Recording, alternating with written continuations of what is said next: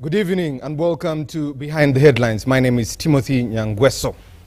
A volcano has three possibilities: dormant, active, and extinct. What does that mean or describe as the democracy or the electoral process of this country?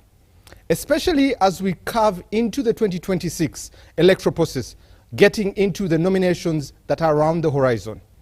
The temperature is rising and questions about incarceration of different people. What does that mean for you and I, the democracy of this country, but also the impending elections? How will that impact them? When you listen to the words of the Speaker of Parliament yesterday when she said, "The voice of the voiceless," or "injustice to one means injustice for all." We look at the democracy of this country, but also in hindsight, how it will impact the elections come 2026. The focus will be on two areas. One, the incarceration of Dr. Kizza Besigye. Is it just politics or the legalities around it? Why is there a lot of gymnastics around this incarceration, especially as we draw closer to the elections? Let me get to the panel that is with me in the studio.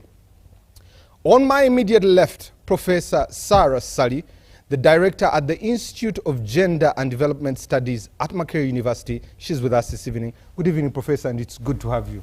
Good evening, Timothy, and good evening, our viewers. I'm happy to be here. Next to the professor, he hasn't been here in a while, Honorable Ojara Martin Mapenduzi, representing the people of Laibi Bandege there. Good evening, Honorable, and it's good to have you back. Good evening, my brother, and good evening, viewers. Great to be back. I had the professor ask a question, so it's right that I ask it. This weekend, good things happened. There was a lot of sunshine on your end. I'll give the answers to her. Next to Honorable is Dr. Sarah Birete, the Executive Director for Center for Constitutional Governance and the lawyer at that. Good evening, Doctor, and it's good to have you back. Good evening, viewers, and thank you for having me back. Thank you very much. Making his maiden appearance on this show, Justice Simon Byabakama, the chairperson of the Independent Electoral Commission of Uganda. Good evening, sir, and it's good to have you. Good evening, and good evening, viewers. I'm glad to be here. Thank you very much. Lastly but not least, Honorable, the Minister in charge of ICT and National Guidance, Member of Parliament representing the people of Kinkizzi East, and the National Vice Chairperson for the Western Region, Honorable Dr. Chris Baryomunsi. Good evening, Doctor, and it's good to have you. Good evening, Timothy. Good evening, fellow panelists. Good evening, viewers. I am happy to be here. I just drove from Barara straight into the studio. We're really grateful for you coming to be able to be part of the show. I was at entire school where I was representing the president, officiate at the Education and Career Expo, organized by the entire community. So I promised them I would say it on the TV. I'm sure now they are satisfied. Yes. Also, the police report for 2024 came out today. Showing a lot of progress, especially in the drop of crime. Good news coming out there. But also today, the court case for Dr. Besigye and Haji Obed Kamlegea was there, and also Counsel Aaron Kizza. Both of them, three of them appearing before court. But also finally, losses happening this week. Today, the loss of former IGP John Cosmo Odomel passed away today, but also there is a former IGP Okoth who passed away. Our condolences go out to them, and also we pray for the families even as they go through this trying time this season. You can be part of the show. Go to our YouTube channel, drop your comment there, or text us or WhatsApp us on the number 0709 60 25 92, both for text and WhatsApp there, or go to our X platform there, hashtag UBC Behind the Headlines. Let's get to the discussion. The discussion is around the incarceration. It's also around the electoral process because one has an impact on the other. We also look at the president's letter that came out and giving a bit of guidance, but also speaking into this continued incarceration. Honorable Minister, I know you said you visited Dr. Kizza Besigye, and give us a brief of your discussion, your visit, on what transpired, because I saw it on X. I saw Dr. Byanyima also responding to you. Give us context of what happened and what's the state of the doctor. Yanyima is not a doctor, she's just a wife. And I'm saying that because okay, an engineer. I made a clinical assessment and Yes. she was trying to challenge it when she's not medically qualified. Yes, thank you very much. Of course, the story of Dr. Besigye has been in the public limelight, particularly following the judgment by the Supreme Court regarding the trial of civilians, the court-martial. And I'm sure viewers are conversant with the debate which has been going on. And the question which was even in court today was whether Dr. Kizza Besigye and 𝐒𝐻𝐢𝐽 and others are being held in Luzira prison lawfully or unlawfully. And that one I think the judge or the court will determine, because the court had both sides today in the court. And the other issue has been the medical condition of Dr. Kizza Besigye. Yes, on Sunday, I paid a visit to Luzira and also reached where Dr. Besigye is in his prison room. And I remember I made comments that yes, he looks weak, but he's not in a critical condition. And many people, even who have never been in medical class, have been trying to challenge me, no, you are lying to the public. And I said I am professionally qualified to make a clinical assessment of a person. And indeed, I'm sure people saw he was not brought in a wheelchair in court today. He's weak because he's on a hunger strike. I think today should be the 7th day if he hasn't resumed eating. And that's principally what makes him look weak. And nobody wishes him to be in that state. But I think the contention has been on the side of government, and I saw the Attorney General's team arguing that the Supreme Court ruled that halt the proceedings of those cases of civilians being tried in court-martial and transfer those cases to civilian courts of competence.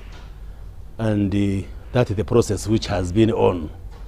So the argument is, should they have been released and then the court process in the civil court starts, or they should have been retained? That one, I don't want to go into argument. That we leave it court to make their own judgment.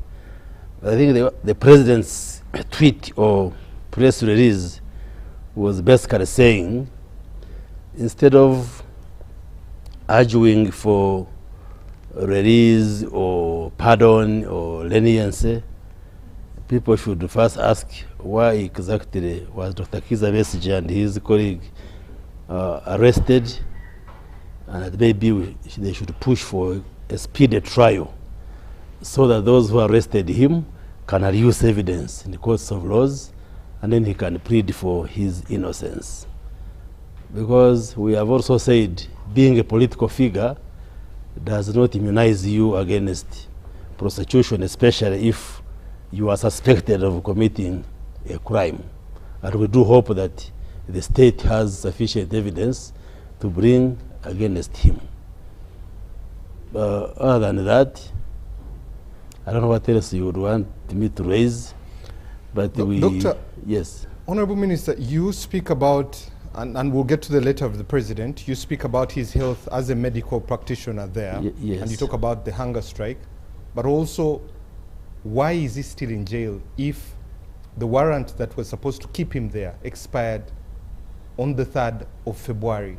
Why is he still in jail? Under what mandate?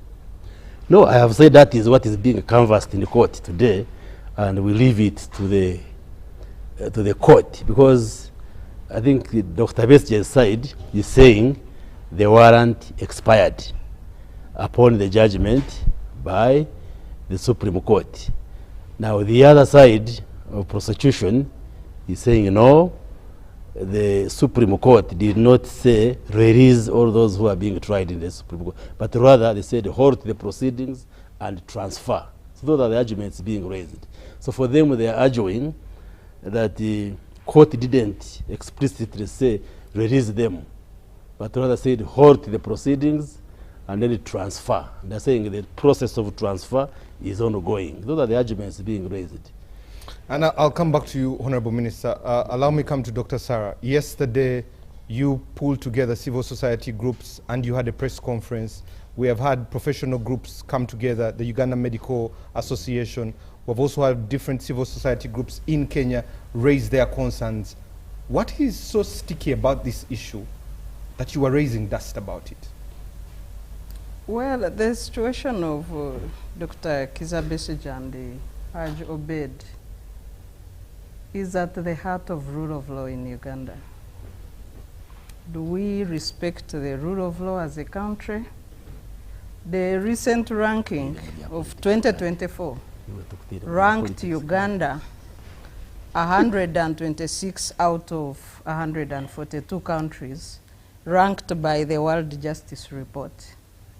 This report faults the conduct of several government institutions of Uganda in the promotion of rule of law in the country. We are towards the tail end of list countries that respect rule of law in the world.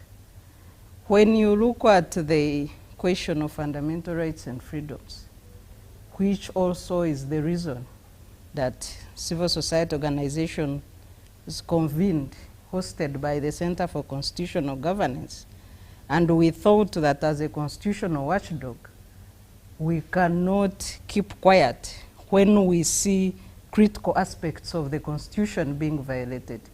At the heart of this, you have a whole range of articles, Article 23, Article 28, especially regarding personal liberty, regarding a fair trial, that are being violated. Under Article 23, the state can detain a person without involvement of court for 48 hours.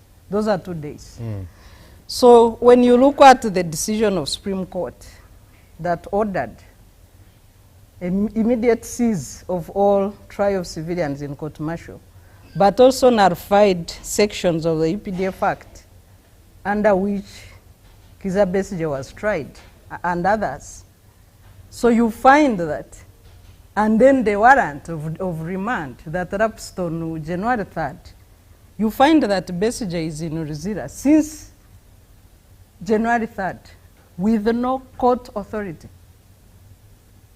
The prisons ideally are not supposed to receive a person or detain a person without court authority or court involvement.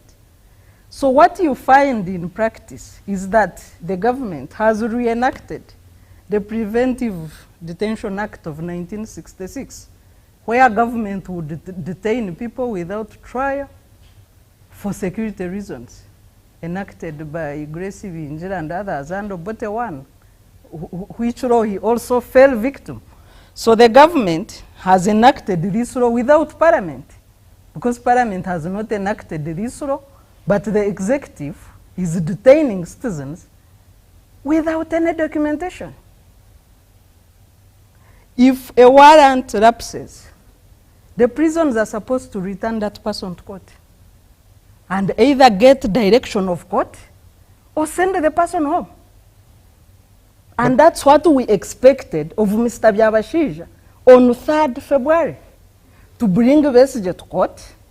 The court-martial had been rendered defunct, so he should have taken Besigye to High Court and go to the Chief Registrar and say, I have this person, what do I do? That's what was expected of Mr. Byabashija.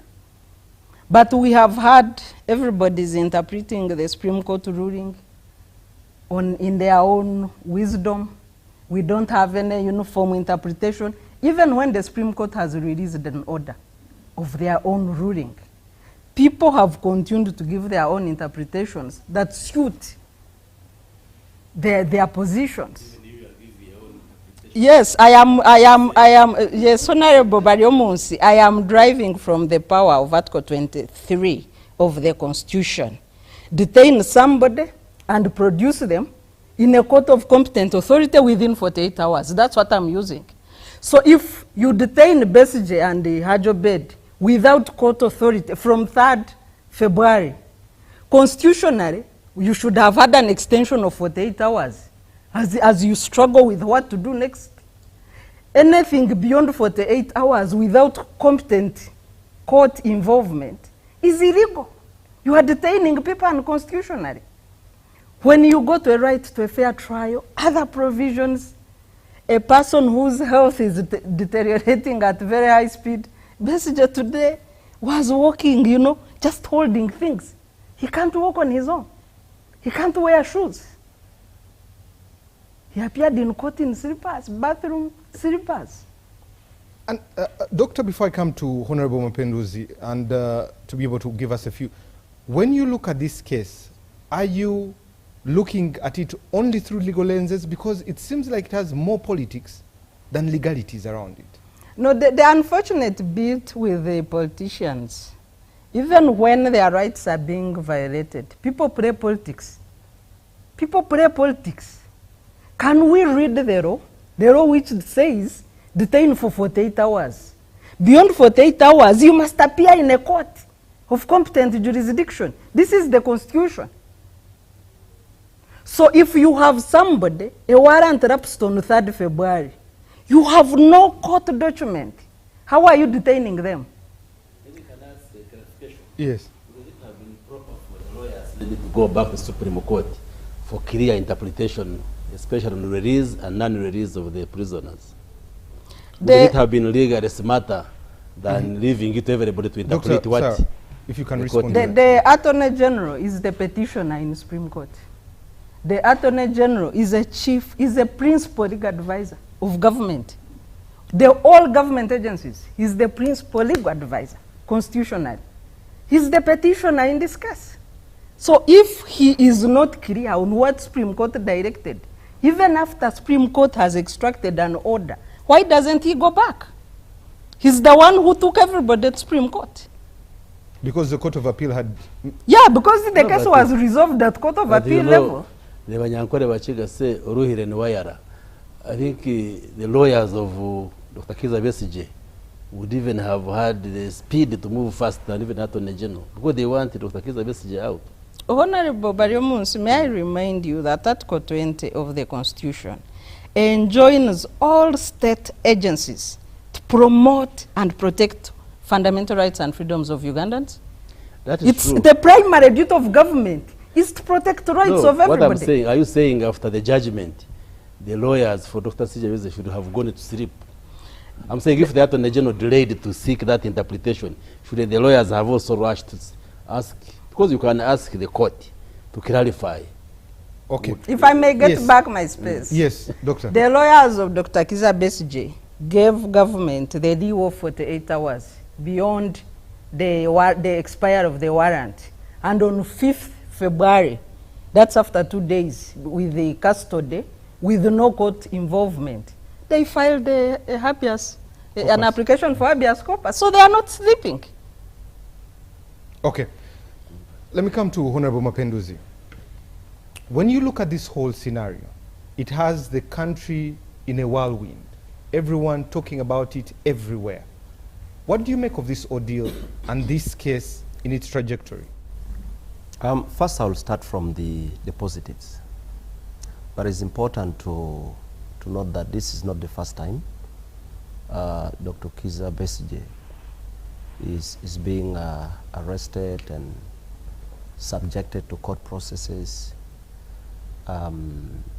right from 2001, the time of reform agenda, to this day. He has had so many cases, and there are many that were ruled in his favor. And so the question would be if he has been subjected to any court process and how were those processes handled. I'll start from that point. Number two, I think it's important to recognize the stand that the Supreme Court made. And I think that is the positive part that, you know, as a country, we need to acknowledge. The powers of the court martial was challenged, there was a lot of, tension and expectations and all that, but at the end of the day, the Supreme Court made its ruling. And the question would be, after the ruling, did the court-martial respect the ruling? Yes, it did respect. Because the ruling was put on hold because you are not a competent court. And they pointed out gaps, glaring gaps. And they also gave recommendations on what should be done. If you want to pursue this line, there are these things you have to do. And there is the right body that can do it. But without that, put on hold because you are not competent enough to handle it. And it is good that the court-martial respected that ruling. I think it would have been very unfortunate if the court-martial had not respected. It was halted. Now, again, just like Dr. Sarah put it, different people are coming with that different interpretation, and sometimes with a lot of emotion, because there are two things you're looking at. You're looking at the aspect of humanity, somebody being detained, is on hunger strike, is very weak, and so from a humane point of view, you would expect somebody to be out. And just like anybody, I would love to see Besigye out like yesterday. But the other part is about legalities. Just like there were errors made through the court-martial, the way the Supreme Court pointed out. Legal errors require legal remedies. So the question would be, did the Supreme Court rule that Besigye should be released? We demanded for that explanation in Parliament, because our expectation was that, yes, the Supreme Court said this is not a competent body, and therefore, get Besigye out. So when we demanded in Parliament, the Attorney General and the Minister for Justice and Constitutional Affairs came, gave their interpretation, and just like Dr. Sarah said, the Attorney General is the competent authority that government relies on. And in his word, he said, the ruling of the Supreme Court punch holes in the competency of the court-martial, but also pointed out that this matter should be transferred to another court, meaning the directive was not to have him released, but have him taken to a competent court and subjected to a fair trial, fair and speedy trial. So what would... Mapenduzi, then under what mandate was he being held? Let's even leave Dr. Besigye himself, the 3,000 Karamajong's, the NUP supporters, both Dr. Besigye and 𝐒𝐻𝐃𝐞𝐬, what mandate still holds them incarcerated? Again, that's the question we put in Parliament. And when you are discussing this, you are not going to discuss like you are in a Maroa joint, and you want your wishes to be, because there are clear questions you put. If the Supreme Court ruled that transfer the cases to this, the question would be, what are the processes involved in the transfers? And that's what we want government to do. The transfer should be expeditious, because Besigye, Dr. Besigye, and the rest of the people you have talked about deserve speedy and fair trial. And so that is what we expect. So the other demand that release and do this and do that, I think from the explanation we are given in Parliament, that's not what the ruling states. The ruling says transfer. So if you are transferring, we want to see the transfer being done expeditiously, and we want to see the fair trial. Because the other thing is, it would also not be fair to say release, release, release. The other question, which is very important, is why was he, or why were they arrested? Ugandans should be interested in knowing the truth about the arrest. And you can only know that through a fair trial.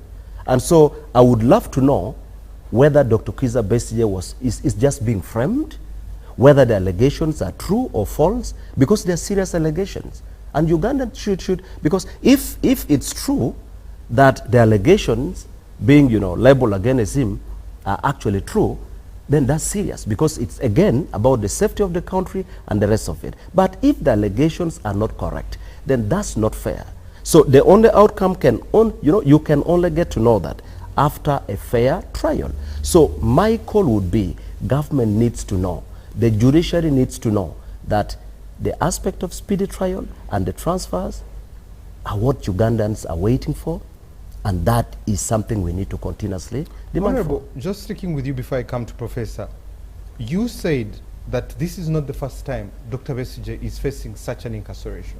There was rape, there was treason, and these were dropped in a heartbeat. But it was a long, vigorous legal process. But on a bigger scale, this makes it that any Ugandan is culpable for any charge to be slapped, and the doctrine of innocent till proven guilty becomes you're guilty before you even taken to court. You know, first you need to know that you and I, all of us, every Ugandan, can be subjected to court processes. It doesn't matter how many times. If the allegations can come, but the allegations have to be proven. And there are processes that stay, you know, are dictated clearly.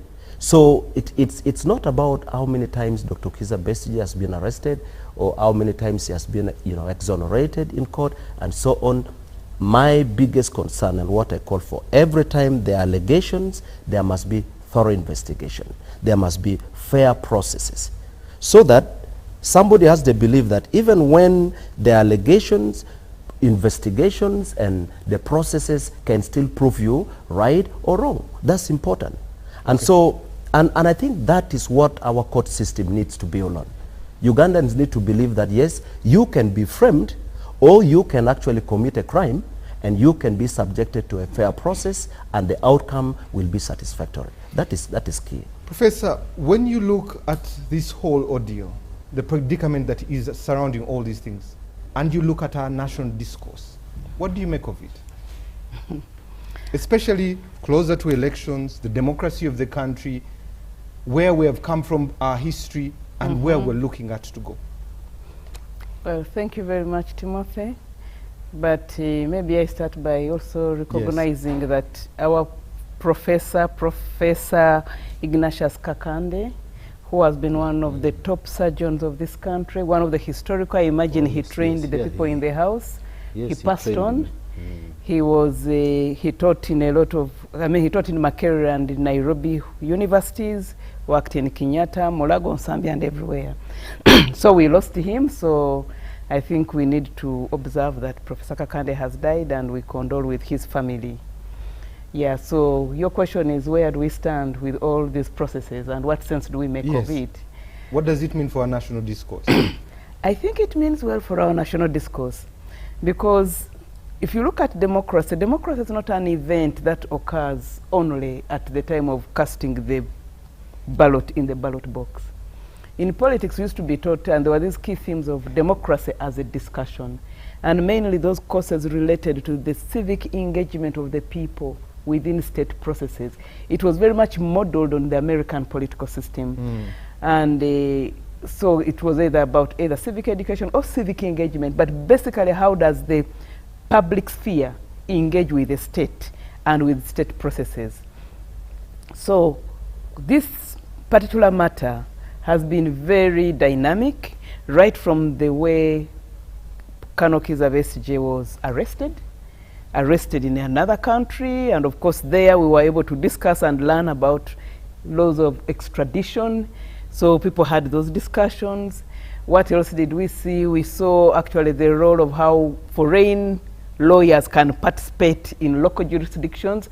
So there's been a lot of learning. We also saw in a very dramatic way how the Supreme Court, I think was it the Court of Appeal of Supreme Court, which ruled that actually whose civilians should not be tried in military courts like the court martial, but also went ahead to cast doubt on the credibility of the court martial to deal with this. So we hear it's not a court, it's a tribunal, it's a disciplinary panel. So again, those were learnings. And the more he has been held in, the more we have had debates and discussions continuing. You have Parliament debating. You have His Excellency Twitter handle is very active on this and guiding the Bazukulu, you know, you shouldn't focus here, you should focus on this. We had the press conference of the civil society. And I think for me, coming from that angle, it means well, because people are engaging with this matter. Of course, the other time we were told the Honorable Chris Baryomunsi went into Luzira and then he checked and he gave us a status of health, like he has just said. So I think it is pointing a torch into how these processes occur. And by that also, by extension, then you bring in the other people who have been held in the court martial before and haven't generated as much debate. Either they didn't generate as much debate because they were not prominent, which is maybe the other sad thing, or they didn't, or we lost steam because, well, again, they're not that, or because they've stayed in for a very long time. So I think for me on the national platform, I think we are using the case of Kizza Besigye to shine the torch into how these processes should be held, and there's a lot of learning. The other thing that I find which is a great learning in this particular process is the utilization of hunger strike as of getting political settlements. So I know, I don't know whether because we come from a place which is food insecure, hunger strikes are very rare as strategies for these kinds of settlements, and there have been spaces where people have been asking, so where does this go? But he might actually die, and if he dies, then what happens? Is he responsible for his own problems, or is it those who put him there and cause him to go on hunger strike? And we know world over hunger strikes are powerful political strategies for getting certain settlements made. What I also learned is that the prison authorities bring food every day and put it near him. And then after some hours, they come and remove and bring food again. But yeah, so I think the prison authorities are doing their role of supplying food. But I think this is a senior political advisor who has fought for democracy over time and has decided to use himself as the case to say this should not occur. And for that, he can be credited. But for us as people, there's a lot of learning that actually this kind of strategy is another strategy we can deploy. I know in European jurisdictions, sometimes when people would go on hunger strike, they would force feed them. But in modern times, that cannot occur because you are violating someone's right to be in that position. So I think for me, looking at the society in general, there's a lot of engagement, there's a lot of discussion, and of course there have been demos on the street. So people are getting politically engaged in, or they're getting more engaged into political processes. What we would want to see more is that— Engaged or agitated? No, I mean, if they are being engaged, whether they are demonstrating its engagement, whether they are tweeting, whether they are talking, whether they are holding press conferences, or even turning up in court, it's all political engagement. Political engagement is not only casting the ballot, it is engaging with civic processes in a country. Because remember, many times people get disengaged. They don't want to know what the state is doing, okay? They are just tired. They say for them about the state, they finished, they gave up. But here you're getting people plug in again and following consistently on what is going to happen next. If you look at the number of videos, the number of tweets, the number of podcasts that have been made about this issue, it communicates political engagement. Our only prayer is that after this, I think we should do this for even other kinds of people who are imprisoned, because I think if this was done consistently, probably the rights of prisoners or the rights of political prisoners or even any general prisoners would be better, because these are the kinds of discussions that improve systems other than just taking things as they are. Yeah. Thank you. Let me come to Justice 𝐔𝐞𝐬𝐲. First and foremost, 24,000 young people trained in Kagadi. Well done there. Also, yesterday, Monday, you concluded the exercise of voter registration. Please give us an overview of the whole process, the whole exercise. I know there were a few hiccups in the first few days. How was the process and projections of what it looks like come January next year? Thank you very much, Timothy. First of all, I would like to congratulate the people of Uganda, particularly the first-time voters, or those who want to vote for the first time, for turning up at the various update centers we set up across the country to express their willingness to participate in the forthcoming general elections. The update exercise went on well in spite of some few glitches on account of the inadequate numbers of the kits we are using, as well as their age, because these kits have been in service since 2014, when the first exercise under the National Security Information System was launched. We extended the period for 10 days, from 10th February to 17th February, following various requests from several stakeholders, and also we ourselves, what we ascertained when we went on the ground. Now, as you have rightly reported, Timothy, the exercise ended on Monday. We are now in the process of retrieving all the data that was captured with regard to, one, first-time voters, secondly, those who wished to transfer their voting location, thirdly, learners who were registered by NIRA while at school before they turned 18 and have since turned 18, and now they wish to participate in the elections in accordance with their constitutional right. So once we have gathered all the data, analyzed, reviewed, and critique it, and then we shall then be in position to produce what we call the display register. The next exercise, therefore, which is also a nationwide exercise, is displaying the register of all eligible voters. Those who are on the register prior to the update exercise, that is, who participated in 2021 general elections, those who are captured during this update exercise, we shall display all these names at all the polling stations in the country. And that exercise is supposed to commence from around 17th or 18th, and we run for another 20 or 21 days. Now, this will give an opportunity to every voter. Sorry, 17th, 18th of which month? Of April. Okay. 17th, 18th of 70. April 18th is a public holiday, and we know under our law you do not begin or end an electoral process on a public holiday or a weekend. But we are looking at that to see whether we can adjust it by one day. Instead of beginning on 18th, which is Good Friday, we may begin it on 17th. But this is a matter for consideration by the Commission. Now, that exercise, therefore, will enable all of us, even those of us who are seated here, who are voters, to go to these display centers or polling stations to ascertain are my names or particulars on the register at this polling station where I indicated I'm going to vote from. Are there any errors in my names which need to be corrected?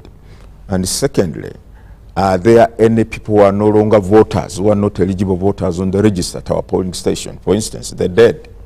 Are they still on the register? Secondly, non-citizens, are they on this register? So it's our duty, our civic duty, to point out that this individual, we buried him or her the other day, but he or she is still on the register, so the name should be deleted. Oh, this person I know, although he's in our area, but he's a non-Ugandan. How did he end up on the register? This is the purpose of a display process. The whole objective is to have a clean, ascertainable, and verifiable register. Now, after the display exercise, we shall again gather all the recommendation, the data that has been generated. Mind you, when you recommend the name of X be removed from the register, they are what we call parish tribunals. These are again established by the law that once recommendations have been made about a particular voter's name or names, that he or she should not be on the register, it's not automatically deleted. It is subjected to a parish tribunal, which is set up by the magistrates in the areas. And this parish tribunal looks at these recommendations, ascertains their veracity, and then makes the final conclusion or stand that yes, Sarah Birete's name should be deleted from this register or not. And that's when the Electoral Commission now takes the step of deleting this name or names. So that process, again, as I said, is scheduled to commence on 17th or 18th of April for 21 days. That is what we call having a transparent process in place, where everybody becomes aware and is included in whatever is taking place. So to me, as Electoral Commission, we are well prepared. We are handling matters as we roll them out in the roadmap, which we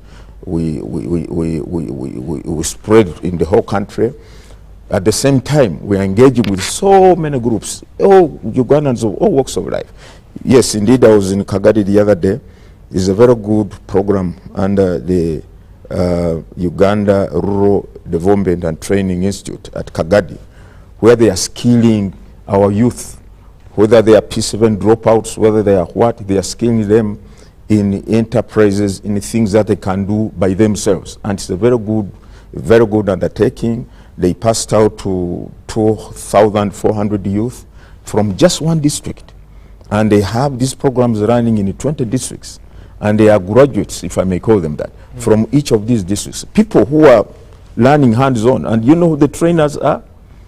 The local people. In fact, Professor Musheshe, Dr. Musheshe, who is the head of that institute, calls them professors without papers. They are people who are training our young people. They take someone to a saloon, someone who runs a saloon, and then they train this young lady or young girl on what to do. Somebody who is involved in construction, they take them there. Someone who is involved in beekeeping. So it's just hands-on.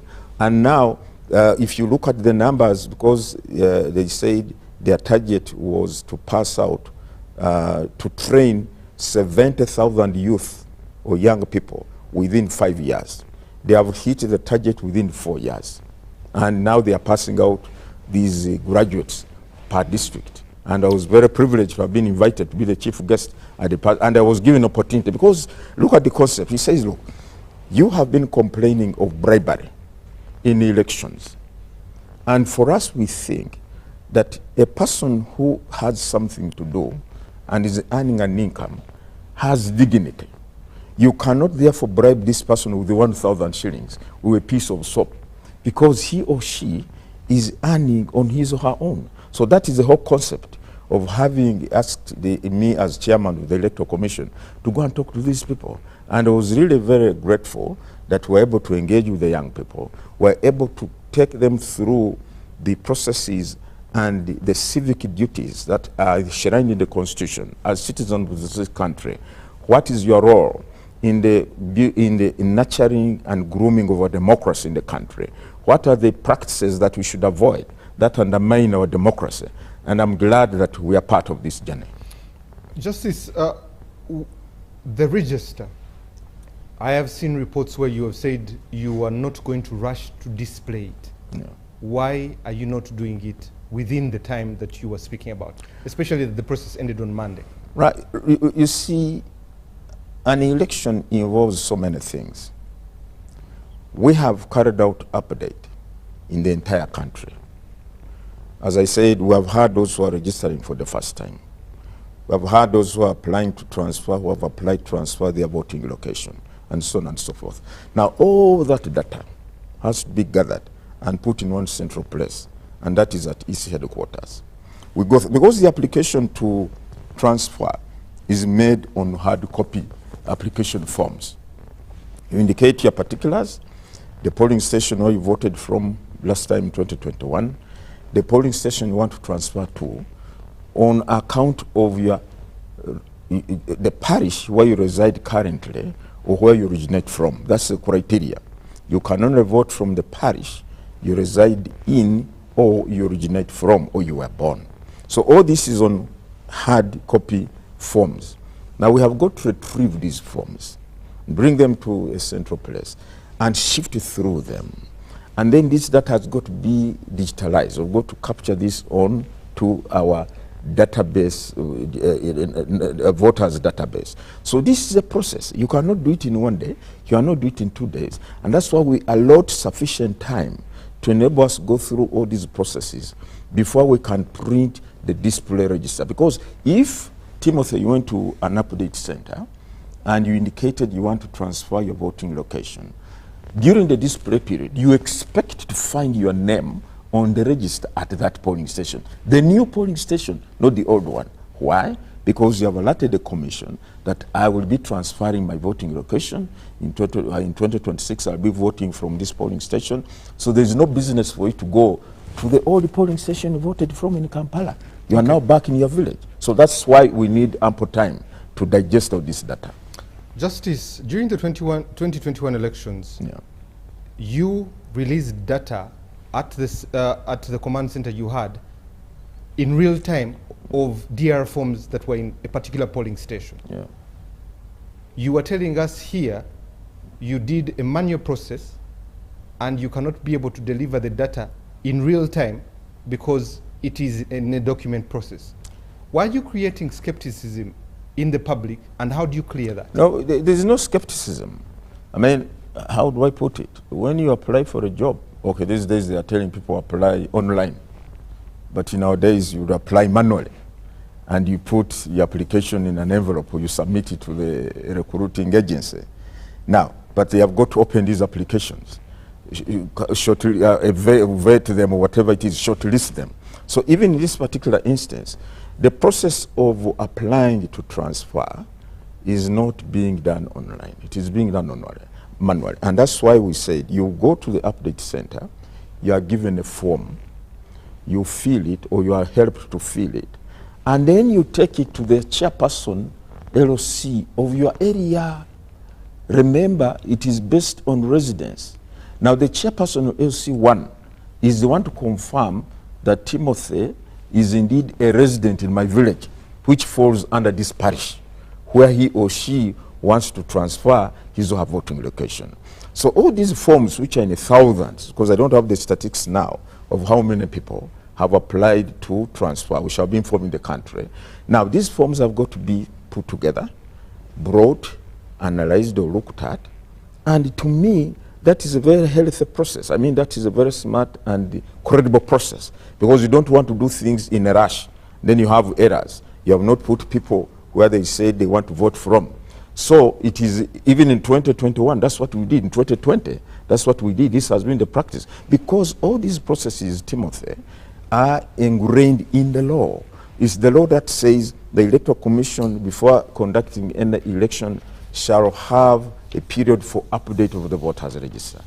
Thereafter, the Electoral Commission shall have the register displayed at every polling station. All these are processes which are enshrined in the law. So there is no contradiction. The DR form you're talking about, now that's what comes at the tail end of the process. Because the DR form, yes, to show the system you use for the elections, yes, that gave you real-time results, yes, and now you're prolonging a process that is creating skepticism, yes, and lack of clarity for the public. That's where the public is wondering, because you need to win the public's trust. Absolutely. So where is the faith or the confidence in your process? Before you talk of the results of an election, you must undertake these processes, because these processes are cardinal to you having a credible polling exercise on polling day, which will allow or enable voters to go to their designated polling stations, which will have known where in time, where they'll cast their votes. The votes will be counted, and the outcome will be recorded on this declaration of results form. So you cannot rush to the results without having all these preparations. It's like people who are going for a wedding. You cannot go to prepare to cut the cake when you have not been to church or whatever ceremony you are at. So all these things are structured, they are synchronized, and these are sequenced. And that's why we tell people that in an electoral process, you cannot skip one activity which is provided for in the law to go to another. Okay. And that's why we always remind the people and the country at large that, look, our activities have rigid timelines. You can afford to postpone issuance of passports or driving permits and so on and so forth, but you cannot afford to postpone an election, because remember, the ceiling for a general election is Article 61 Clause 2, which is so compulsory and mandatory that general elections shall be held in the first 60 days of the remaining 122 days of the expiry of the term of government. You cannot go beyond the period stipulated in Article 61. If you do that, you're causing chaos in the country. You cannot. So whatever we do, whatever we plan, you can say we move from the ceiling and go downwards and say, oh, we shall end. Or you move towards the ceiling and you know, I cannot go beyond that ceiling. Whatever I want to do from the floor, I cannot go beyond that ceiling. The ceiling in this case, as far as general elections is concerned, is Article 61 Clause 2. And that's why when people say, can't you extend this? Can't you continue extending this? No. Then we are rushing towards the ceiling, Article 61 Clause 2, and we cannot skip all the other processes in between. For example, you must set the date, the time for nomination. Public servants must resign within a specified period. And we're going to come to that, Justice. Yes, secondly, you must set ample time for the candidates to be able to campaign.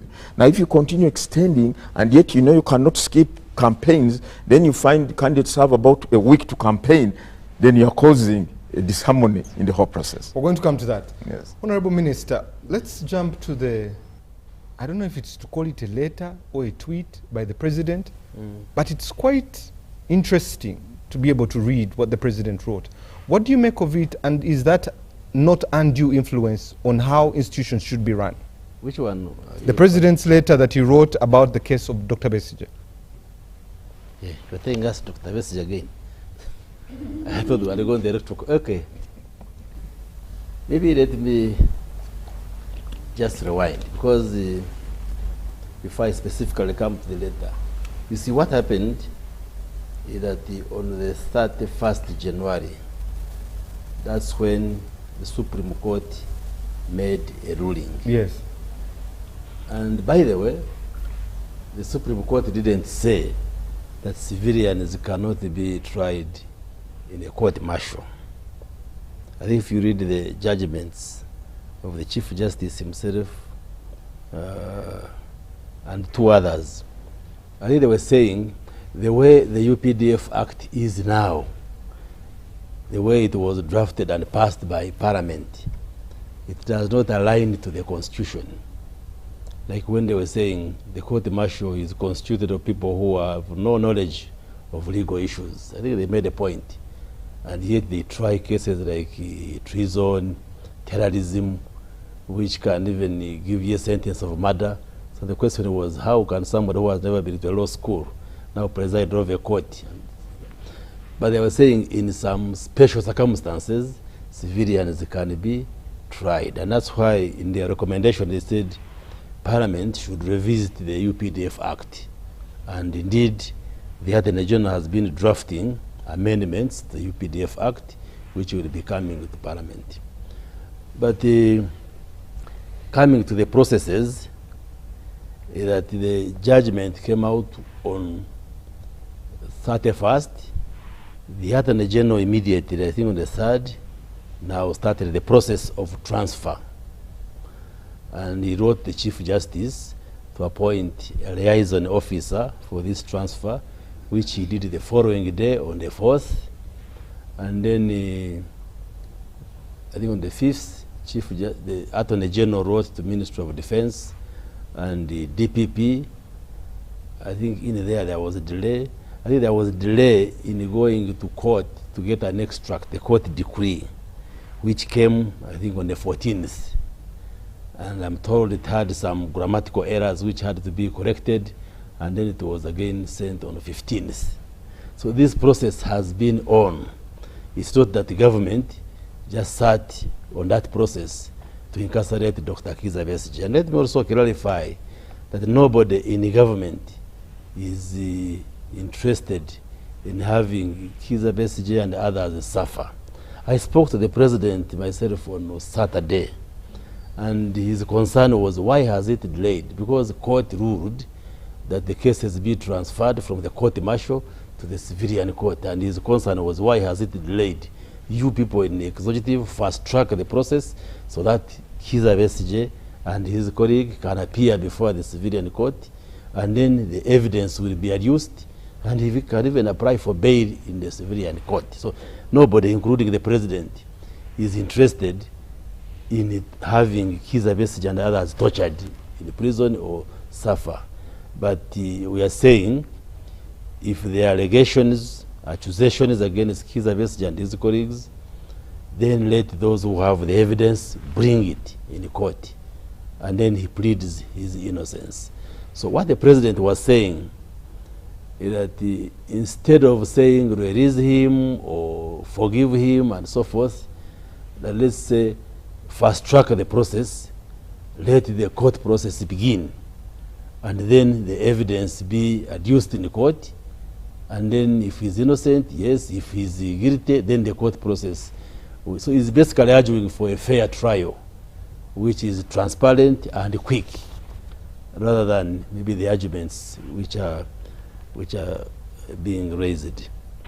But of course, all of us feel for Dr. Kizza Besigye, and nobody wishes him ill health. Although, of course, part of the ill health is occasioned by himself by going on a hunger strike, which is defiant. Of course, it's like he does not agree with the way the process is going, so he's making a statement by going on a hunger strike. And like we've been saying, part of the weakness of his body is largely due to not taking his meals. Even you, if you withdrew from taking meals, the next 3-4 days, you definitely look weak. And that's why when I went, I told him, Colonel, why don't you take your meals as we work on fast-tracking the legal processes?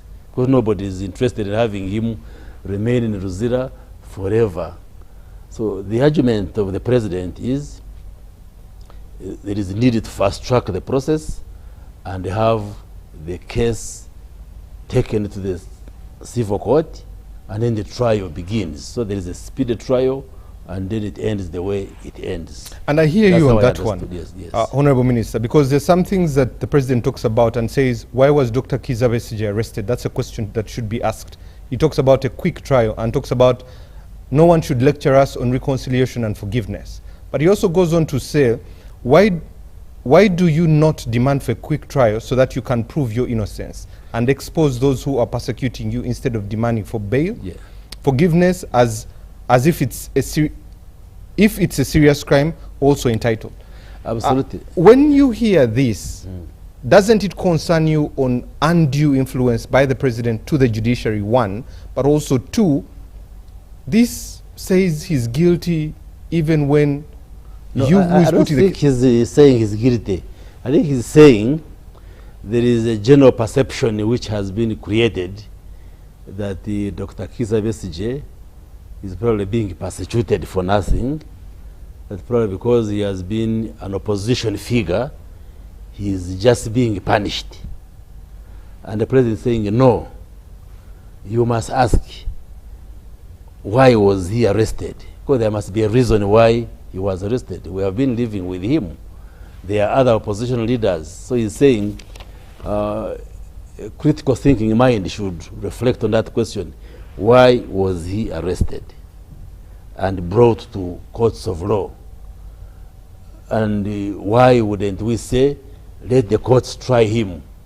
You who arrested him, if you're saying you have credible evidence, bring that evidence, because the courts are open. I'm sure he will be tried in the open, not in the closed session.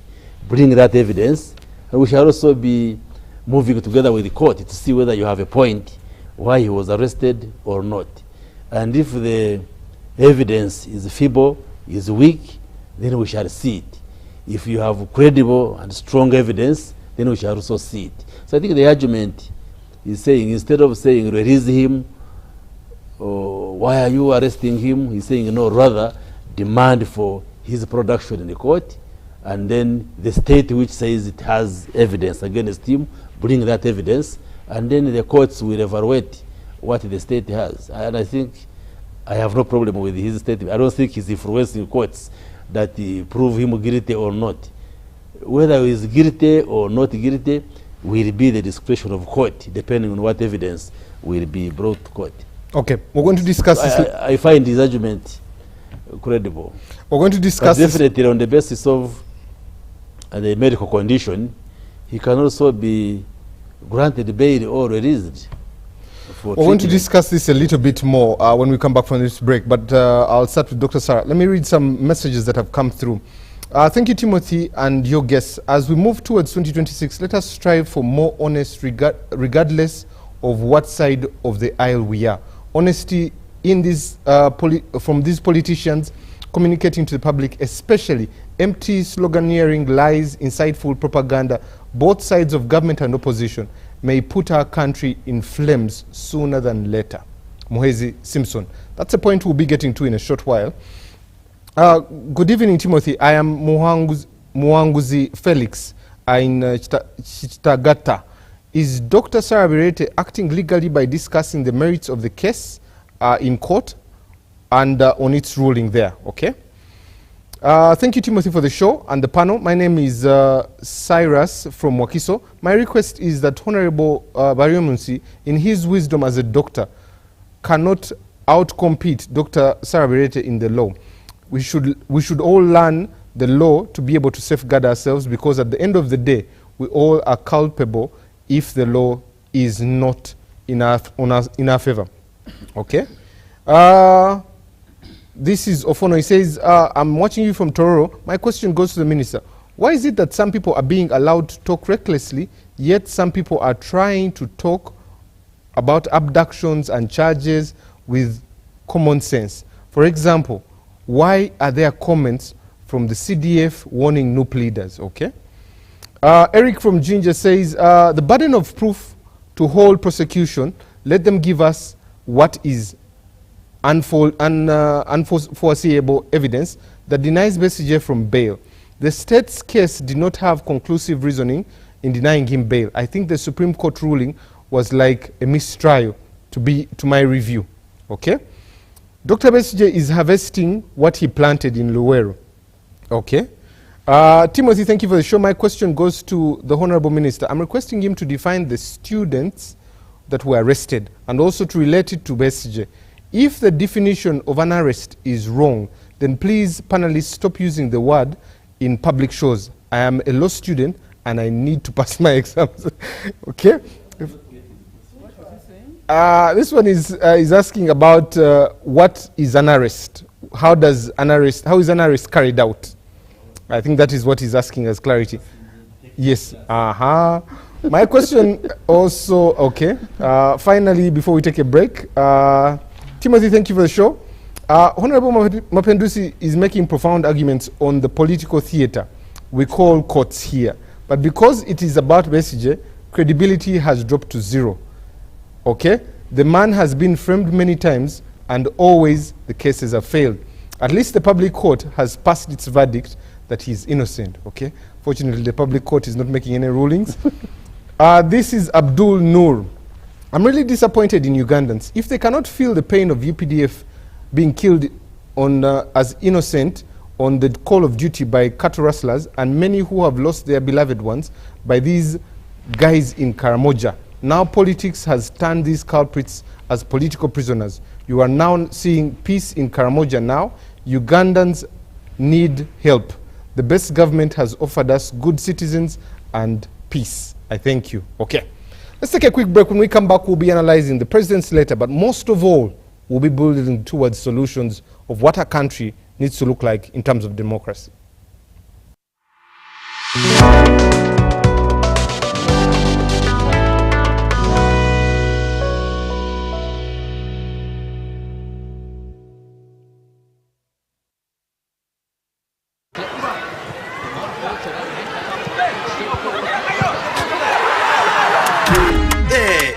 Osmosis again. Osmosis tried to pay. Money wasn't enough. He checked every pocket. Money wasn't enough. Osi, we're sorting it. With the momo, we're sorting it. Osmosis checked again. Money still not enough. He looked everywhere. Hey, but Chief, what is going on? Osi, we're sorting it. With the momo, we're sorting it. When your money is not enough, we're sorting it with MTN Momo. Use the Momo app or dial *165*5# to add call with Momo Advance and pay bills, send money or buy bundles.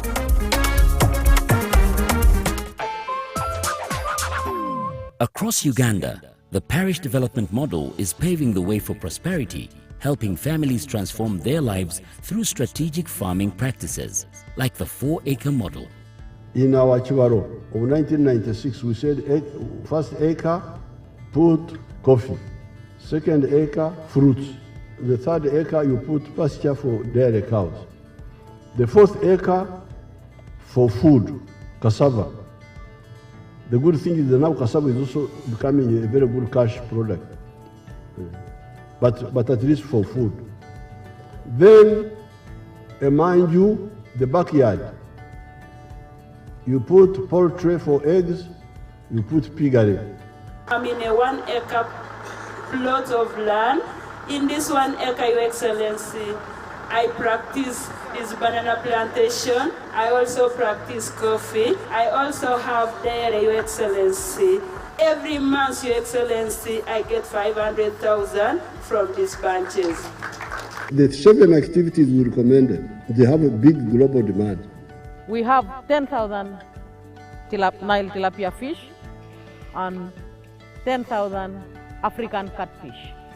And when we sell our 10,000 tilapia, we get in one harvest 20 million shillings. Fruits, especially 𝐔𝐞𝐦, which is called, can do very high value crops like apples. And then finally, those who are near the wetlands, like the ones in Bukit who are wasting the wetlands, they should do fish farming, not in the center of the swamp, but at the edge of the swamp. From coffee farms to fish ponds, the 4-acre model is empowering Ugandans to transform their lives. The parish development model is your pathway to wealth creation. This message is brought to you by the Ministry of ICT and National Guidance.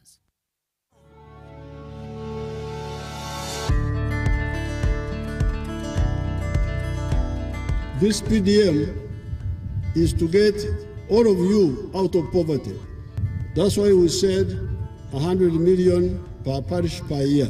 The parish development model is designed to eradicate poverty by providing the support necessary for financial independence. We have seen how 1 million, how much 1 million can do. The whole of Uganda is very rich. So what you call poverty is actually ignorance.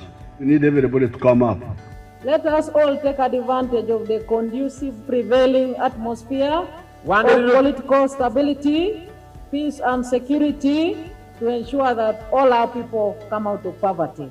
And I've told the banks to stop deducting from the 1 million. You must get the 1 million full. The government is the one which will pay the bank charges. Now the number of stools in this Matoke enterprise are 1,000. They are on 1 acre. And we harvest 17 bunches every day. The money that we get from this Matoke, after selling each bunch at 15,000 shillings, for the whole year, we get 91.9 million shillings. So I want to encourage all the people of Teso also to change the mindset and adopt to new crops which were not traditionally grown here.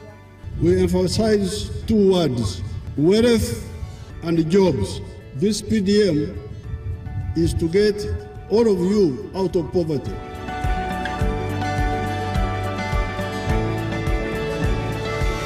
This message is brought to you by the Ministry of ICT and National Guidance.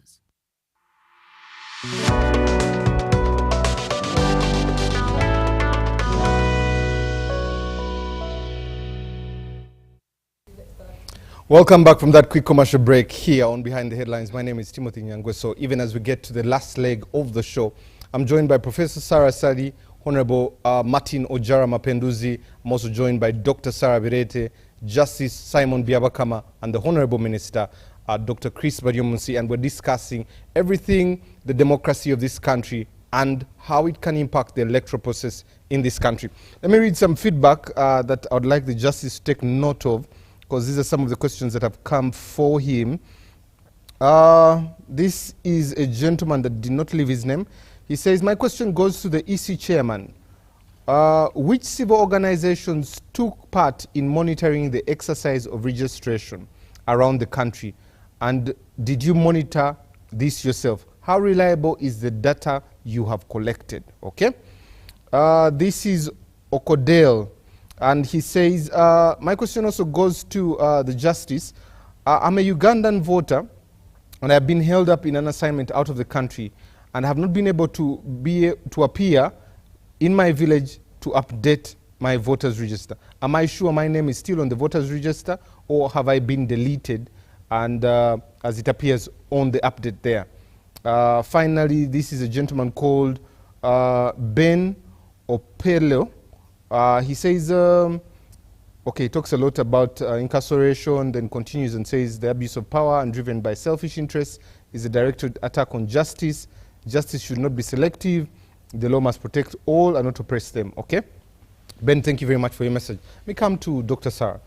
Doctor, the letter of the president, or should I say his tweet, is very interesting. He talks about Dr. Besigye's incarceration, asks a question about his incarceration, goes specifically to a first trial. Then he goes on to talk about the transfer of files from the military court. You can prove your innocence and expose those who are persecuting you, instead of demanding for bail, forgiveness, as if the crime is not serious. You're also not entitled to holidays.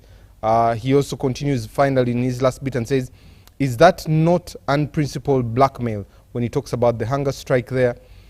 He continues to say, the hunger strike is to generate sympathy for getting bail. Why don't you demand a quick trial? The military court was ready for trial. Let us all wait for the civilian court. When you hear the languaging inside there, the tone, the language, but also some of the things he says inside there, what do you make of it? I think one, President Museveni does not respect the doctrine of separation of powers. If you go under the Constitution, and it's good that the Supreme Court decision in the 𝐒𝐡𝐚𝐩𝐢𝐲 case confirmed that indeed the doctrine of separation of powers applies to our basic structure in the Constitution. So if you go under the functions of the executive, Article 99, the executive is supposed to concentrate on protecting the Constitution, protecting laws of Uganda, and ensuring that all laws are enforced. And actually executive power is derived from protection of the Constitution, Article 99. When you go under the legislature, Parliament makes laws and promotes constitutional governance in Uganda, Article 79. When you go under judiciary, Article 129, they derive power directly from the people, but also exercise it in the interest of the people, in accordance with their wishes and aspirations, but also to administer justice without fear or favor. So when you look at this, the first letter of the president responding to the Supreme Court decision was an attack on the judiciary. This is a wrong decision. Judges don't govern the country, it's the people. But judges derive their power directly from the people and from the Constitution. The same applies to the executive. They have the same power. The same applies to the legislature, which is elected. They have the same power. So when you start saying this is a wrong decision, so what is the right decision? And who should have made that right decision? So the president has been attacking the judiciary, directly or indirectly, and also violating the doctrine of separation of powers. You might not agree with the decision of court, but it's wrong for the president to write and say, this is a wrong decision. So can he tell Ugandans what was the right decision? And which organ of government should have authored that right decision, if he knows the right decision? Two, if you write, now there is a case, and somebody said I was engaging in sub judice. Sub judice is when you discuss the merits and the merits of the case. A mere mention of an application is not sub judice. I'm discussing the Constitution, so people should stop mixing issues. So when you go to the letter about Besigye, why aren't Ugandans asking what did Besigye do? Is that their business? Article 28 of the Constitution provides for a presumption of innocence for all citizens until proven guilty by a competent court. So government accused Besigye. Whether what he did is right or wrong is not the business of citizens. The business of citizens is to maintain the presumption of innocence of Besigye.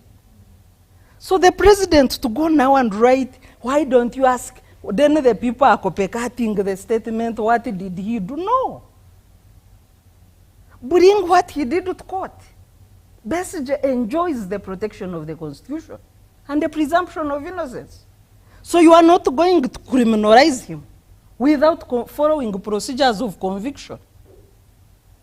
When he also says, why are you demanding for release of Besigye? The time for government told Besigye has lapsed. The government is in violation of the constitution, the executive. After Supreme Court ruling, if you wanted to charge Besigye in a civilian court, you had 48 hours. So that is up to 7th February. This is the constitution. President Museveni is not only the biggest promoter of the promulgation of the 1995 constitution, he is also one of the 2 surviving godfathers of this constitution. So when he violates it, some of us whose daily work is to watch the constitution and its implementation, we can't keep quiet. This constitution has 3 godfathers. The president himself, throughout all the process. The second godfather was the late Wapakaburo through CA, the Constituent Assembly. The third godfather was Odochi, who chaired the Constitutional Commission gathering views from sub-county level, from the whole country. So when anybody acts in violation, we are going to call them out. And indeed, Article 3 of the Constitution empowers citizens to refuse any form of authority or any group of people from deviating from the Constitution. And that includes the president. He should stop deviating from the Constitution. Dr. Sarah, how do you insulate this matter from politics? Because you had a press conference. The people in Rukunjiri were demonstrating. People in Ishaka were demonstrating. We had people here on the streets demonstrating. The United Forces for Change have given a 48-hour ultimatum. How do we insulate these? Because people's lives are at stake. Because God we forbid. don't have a right to demonstrate. No. Why are they at stake? The people's lives are at stake because Dr. Besigye, even with his incarceration, his health is at stake. The NUP supporters. That's why people are protesting. The question is, how do we insulate it from politics? Besigye is a politician. Besigye is a public figure. There's nothing you are going to do about those 2 aspects. But Besigye, also being a politician, does not take away his fundamental rights and freedoms. He remains a human being.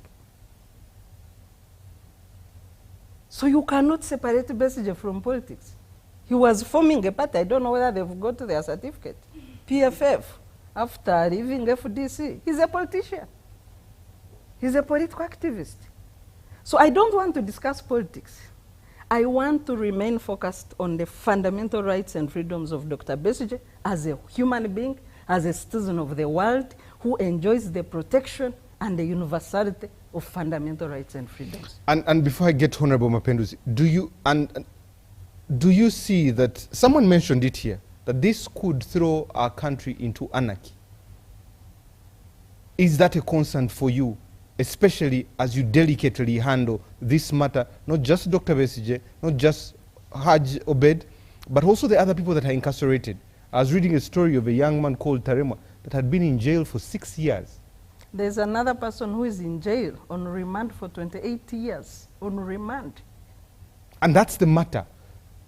Discussing the issue of their humanity and insulating it against the politics. Is that a possibility? Because I've just been moving around town before we came here. The deployment is heavy. We can eagerly, like, tomorrow the sun is going to rise. No, deployment is going to be heavy tomorrow because the 48 hours end tomorrow. But you should have also seen the deployment at court. The number of soldiers that were guarding a frail man that cannot even walk unsupported. Of course, this regime is like that. Even the elections that we are going to discuss, they will have a semblance of a military operation everywhere. And let's come to that one. Honorable Ojara Mapinduzi, the sensitivity, and unfortunately, I want to be as humble as possible because I visited Gulu, especially when the LRA war was there, the pain that was in that area, a lot. And when this person mentions our country getting into anarchy, the temperature, when you put to test what's happening, the veracity of the population, it's agitated. How do we come to a place of conversation on the Uganda we want? Well, obviously this is a very sensitive matter, but I'll take you a little back. For some of us who grew up in the late 80s, during the most difficult period of northern Uganda, especially in Acholi, I remember there were some elders who were arrested from Acholi around 87, coming to 88, and they were charged with, treason and so on. Today in the morning, I was reading a statement that was issued by Dr. Besigye. It was emphasizing the need to have a fair trial, because the call that time was to have these people released. The people expressed that the arrests of those elders from Acholi were baseless, and so they needed to be released. And Dr. Besigye emphasized that, these are matters around, criminalities, and so there must be a fair process, and it has to be conclusive.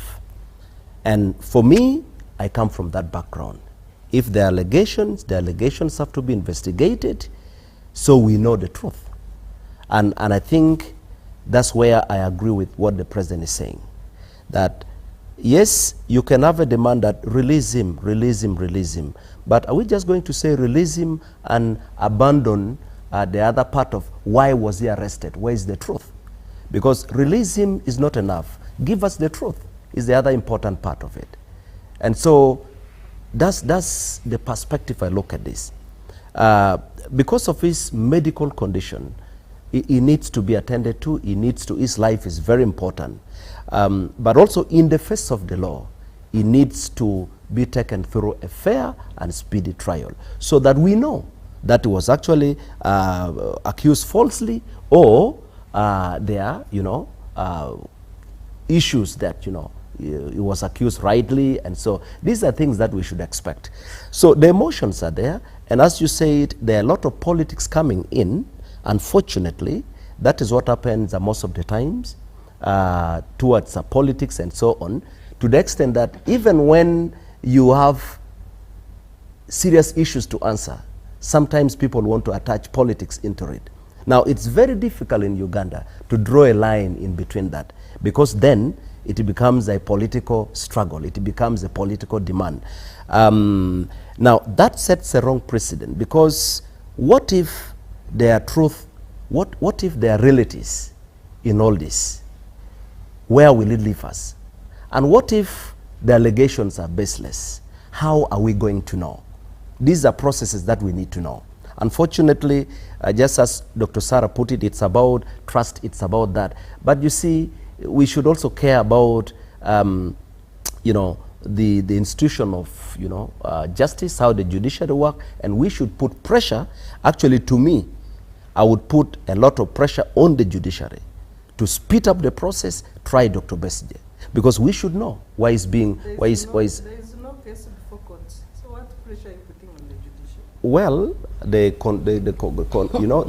the Supreme Court ruled that, you see, again, Dr. Sarah, that is where I think sometimes we fail to reason correctly when we turn emotional.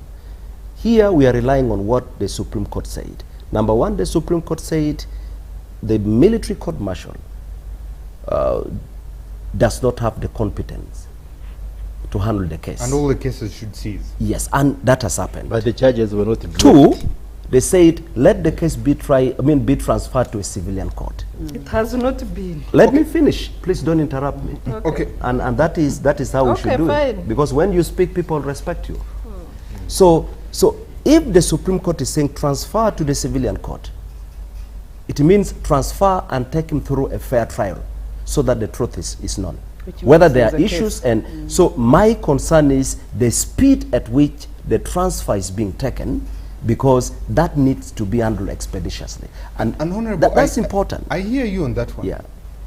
But fortunately, you experienced what happened in northern Uganda. Fortunately, you were a person who is on ground. You feel the temperature of what the veracity of this case has on the impact of the people of Uganda. where is the place where we talk? Because this case will end. The question is, where will it leave our country? I think there are two things. Number one, government has a duty to realize that every citizen, not just only Dr. Besigye, the examples being given, you gave one. Yes. There are so many people in jail who are being detained and not being subjected to the processes that are expected. That needs to be taken seriously. The Committee on Human Rights from Parliament visited prison, and they discovered that there are actually several cases. Now, all of us should be concerned because these are Ugandans, these are human beings. So it's not only about Dr. Besigye, okay? But then, everyone talking is not saying those who have been there for long are not being tried. They should be released. They are saying they have taken long, they should be tried. It has to be also the same story. If you are in, you should not be kept illegally, you should be tried, so that if you have issues to answer, you can answer. If you don't, you go home. That is important. Now, the other thing that is unfortunate, and leaders in this country have to talk about it, is that when do we put the country first?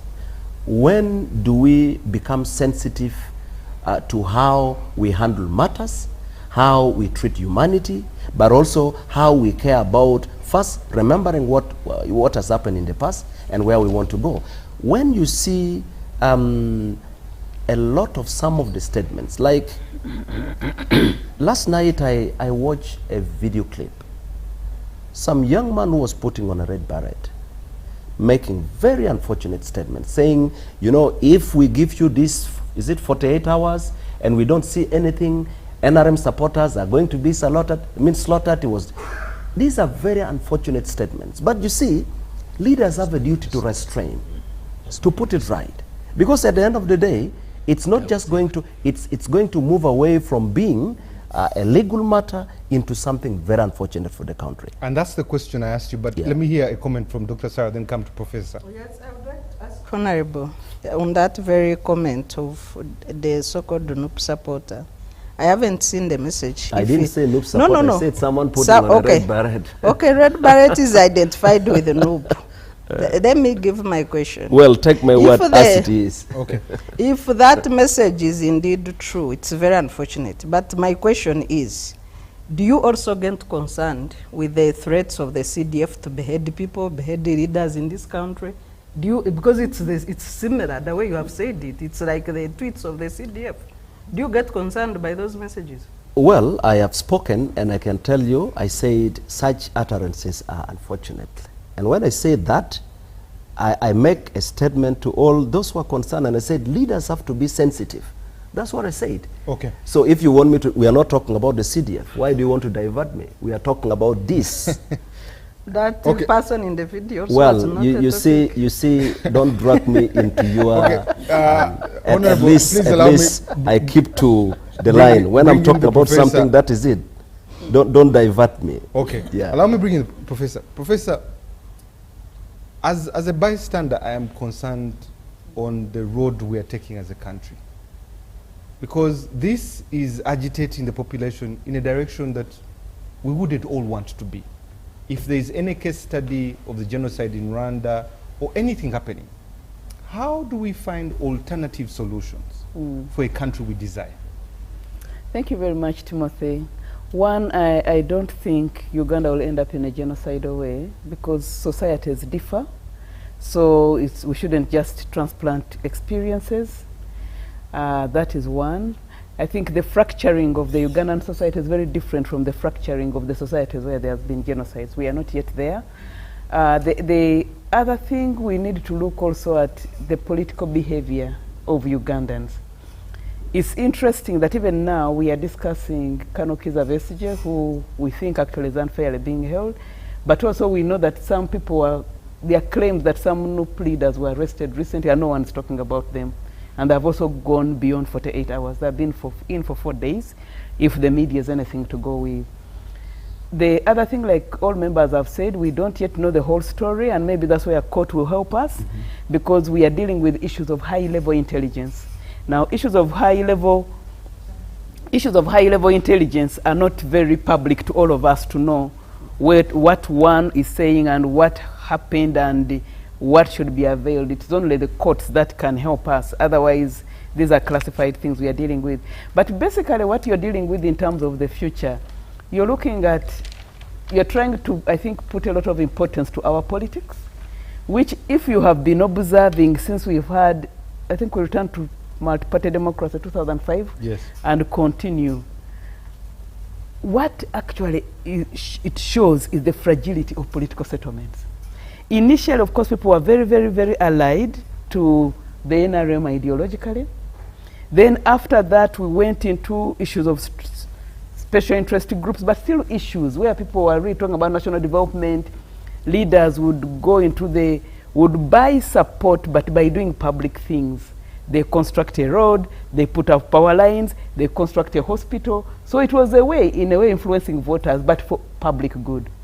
What you're now seeing, what we saw in 2021, yeah, with the research we did, was actually even that disappears. It's more individual merit, but around identity politics. Who you are, what tribe you are, what age you are, and so many other things. So the debates we had about institutional building around democracy in the earlier elections of 2006 just disappear, because right now it is totally different animal you're dealing with. So we would really fear in the future if people are held on particular ideologies. We don't have ideology here. We have people having fragile political settlements. If today allying with you will help me win, I will ally with you. If tomorrow allying with him against you is what will make me win, those people are always shifting. So every political process we are seeing crossovers, we are seeing people joining new systems. So I don't think I would be very, very worried. But how I wish, whether we're going to have a genocide, I don't know, how I wish people would get together for matters of national development other than political survival. So that parliament is not just a place where we look for a position for the position's sake. Because even if you enter a political party and you're larger than the party, which we've sometimes seen, and people have entered parliament when they are larger than the party, but the party is happy that they are allied with them, they end up actually fracturing those parties. So what we are seeing is a problem of individual merit within a political party system.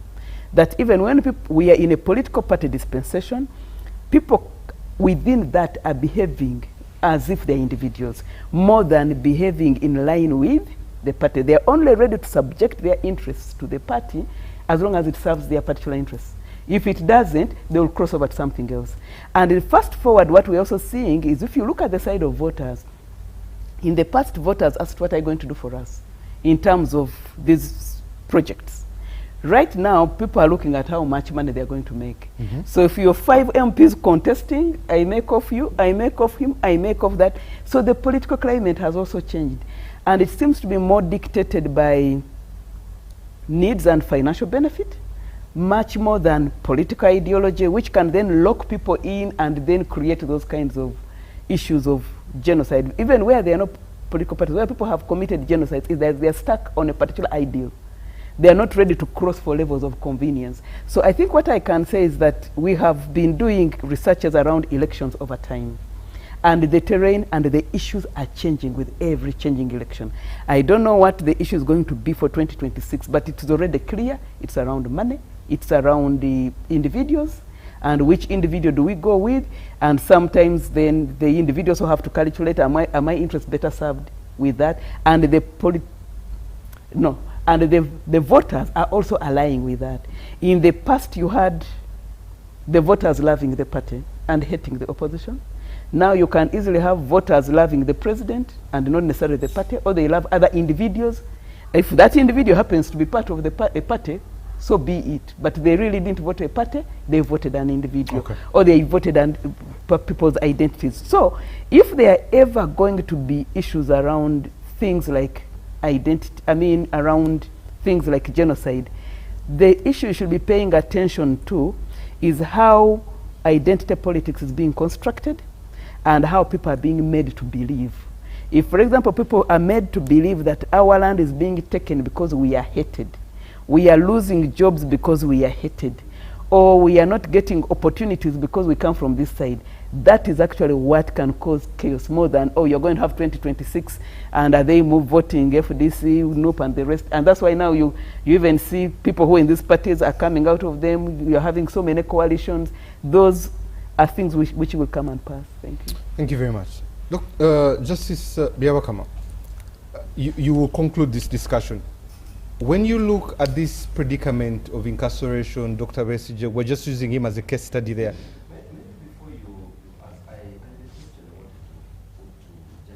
Based on what you explained. First, I think it's important that you acknowledge that, yes, the exercise has been good, but there are gaps. That's very important. I wanted to understand from him, because on Saturday I was in Amuro, where we got to know that first the kids, they took to Amuro, they took 9 computers, and out of the 9, only 7 were working. And remember, each sub-county is supposed to use 1. And so the information we got was that there are 2 sub-counties that were never covered, and that is Lakang and Laima. And you can imagine in 2021, the population of that area was of Lakang was 6,000. And because it's a very fertile area, so many people have moved there. Now the population is 25,000 people. And so you were not able to have your team there because of the technicalities and the challenge you had. So what are you going to do with 25,000 people who have not been covered? And so these are some of the challenges that probably, because, and I'm sure this is not just only in Amuro, there could be so many other places. Yeah. So what do you take on that? What exactly, what is the picture? I needed to know that. Justice, as even you respond to that, someone also raised one in Isinjiro and said their sub-county wasn't covered. But before you get to your responses to those, this predicament of Dr. Besigye, using him as a case study, in hindsight, as you are the custodian of this electoral process, is this a concern for you, and how would you advise moving forward? Thank you very much, Timothy. First of all, it has not been suggested, or I'm not aware, that Dr. Besigye is being incarcerated on account of his role or participation in an electoral process. That has not come to my mind. But I want to say this. An election is for the people of Uganda to exercise their constitutional mandate, which says all power belongs to the people of Uganda, and they shall exercise their sovereign power by expressing their will and consent on how they should be governed and who should govern them through regular, free and fair elections of their representatives. So that is the criteria. Allow me to rephrase the question. Yes. NUP supporters were arrested in Kalanga. Yes. During your electoral process in 2021. Yes. It didn't reflect well on you. Engineer Amriat also was arrested. The agencies that are supposed to be partnering with you, when you look at what happened in hindsight in 2021, and you look at this incarceration, and you are the custodian of our electoral process, how would you guide, especially to insulate it from a violent election? Now, let me say this as a general principle. Whether we have an electoral process or activity taking place or not, whether you are involved in an election or electoral activity or not, one primary factor that is constant is the observance and maintenance of law and order. You might be a supporter, you might be a candidate, or any person playing a role in an electoral process. That does not mean that matters of law and order or being compliant to law and to observance of the law are cast aside, and therefore we have a free reign as participants in an electoral process. So therefore, if people in charge of maintaining law and order have any reasonable ground to believe or to suspect that you are committing a crime or about to commit a crime, whether related to elections or not, you are bound to be arrested. The only question is, following the arrest, has this person been subject to the due process of the law? I think to me that's the most cardinal point. And we have emphasized as the Electoral Commission that when we talk of democracy, I think observance, maintenance of law and order is cardinal to the principle of democracy. And therefore, I want to say that as the Electoral Commission, and you very well know that when we have elections, people come with different motives. That is a fact. That's why you'll find on a polling station, people invade the polling station, they grab the ballot box and ballot stuff. That is criminal. You're not going to brush this under the table and say, but we're in an electoral process, electoral cycle, and therefore people should not be dealt with in accordance with the law. Yes, some people were arrested in 2020. Even 𝐾𝐞𝐦𝐽 was arrested, by the way, in 2020. And I took it upon myself, because this was a presidential candidate, as chairman of the Electoral Commission, to inquire the Uganda police force why they had arrested the presidential candidate. And they explained he was acting in breach of the law. And we said, if that be the case, then he should be subject to due process. And I think he was produced in the courts of law, and I think the courts granted him bail. So I want to make it very clear that we must at all material times observe the law. We must maintain the law. Now, then I come to the issues. Now, and therefore in the issue of incarceration of Dr. Besigye and how it is likely to impact, from my perspective at least, I do not see whether that is going to impact negatively on the quest and the desire to have a free and fair election. Because as we said, an election is not a mere event. It is a process.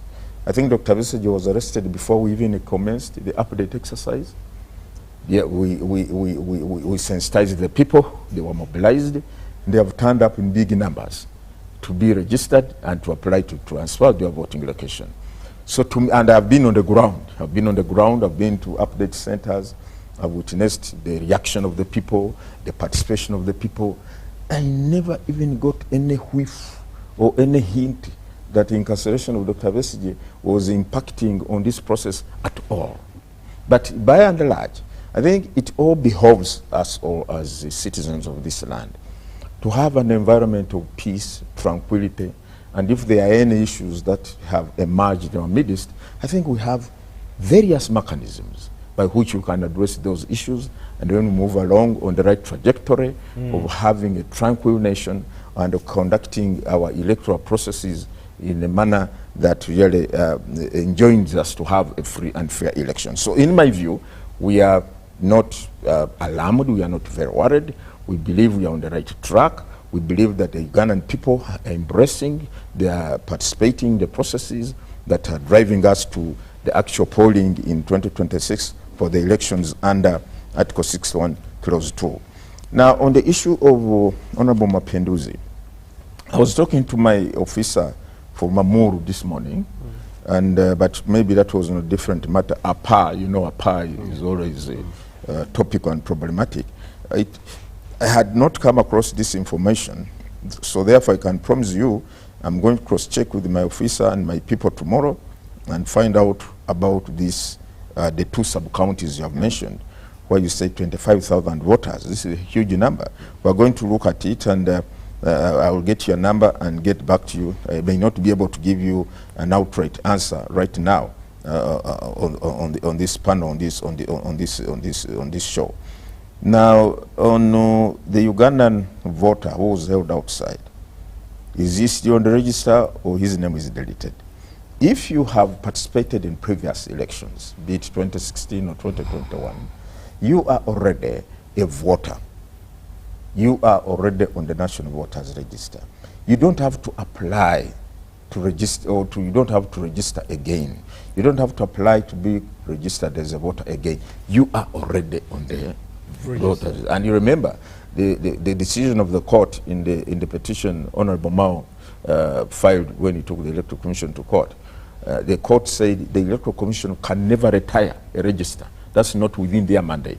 Their mandate is to compile, maintain, and update the voters register. So if you participate, your last election was in 2011, and you have not participated at all, you are still on the voters register. So this Ugandan, if you were outside the country and you could not be part of this update process, don't worry. If you are already on the register, your name is there. Just come and check during the display whether you are still on that polling station, or you can use our link, which we have already issued to the public, to establish your votability. Yes, Sarah? Yes, I would like to ask Justice Byabakama. Each time we are going into election, we see departure of senior officials from your commission. In 2020, I think it was Samura Kojo with his team. And this time, the secretary again, Mr. Marekwa and his team are home. And as stakeholders, we are wondering what's happening and why is it that the president suspends the senior officials of the commission towards every electoral cycle? No, the president has not suspended anybody from the Electoral Commission. I think it was the Electoral Commission that launched its internal investigations concerning some of our officers, and we suspended some of them. It's on record. It's the Electoral Commission that suspended the officers who were on suspension, including the secretary, so not the president. Now, on the issue of security, the question that was raised by concerning security as to whether the elections will again be imbued with a heavy security presence. I think the involvement of security is largely determined by their methods of ascertaining or gathering information or evidence regarding any particular matter or issue that is unfolding in a particular area. And it is on that basis, therefore, that they determine or decide the level of deployment, the manner of deployment, the equipment they need to use to deploy, and so on and so forth. You have seen it on, for instance, on Martyrs' Day, the kind of deployment that is put up, because there are huge numbers of people, because, you know, there are people who may want to create a negative narrative or trajectory about the whole peaceful religious process. So I think security should not simply wait to be reactive when something unfortunate happens, and then they come out simply because they don't want to be seen in a manner that portrays that they are override, their presence is overshadowing the whole process. No. And I think for me, we have seen it in this country. I've gone to polling stations where hooligans have invaded polling stations, as I've said, and destroyed the materials that we deployed at polling stations. Should we wait for them to do that? And at the end of it all, you find it, the genuine civil and peaceful voters of that area are almost being disenfranchised, but on account of the conduct of one individual. So I think the way our politics, and particularly our elections in this country, have acquired the mantra of do or die, cutthroat atmosphere or environment, security must come in. Sarah, you know that very well. Our elections have become a do or die or cutthroat. It is either I win or they lose. This is that kind of trajectory. So therefore, I think we need, therefore, to secure our electoral environment. We need to secure the citizens of this country who are peaceful, who want to go and exercise their constitutional right.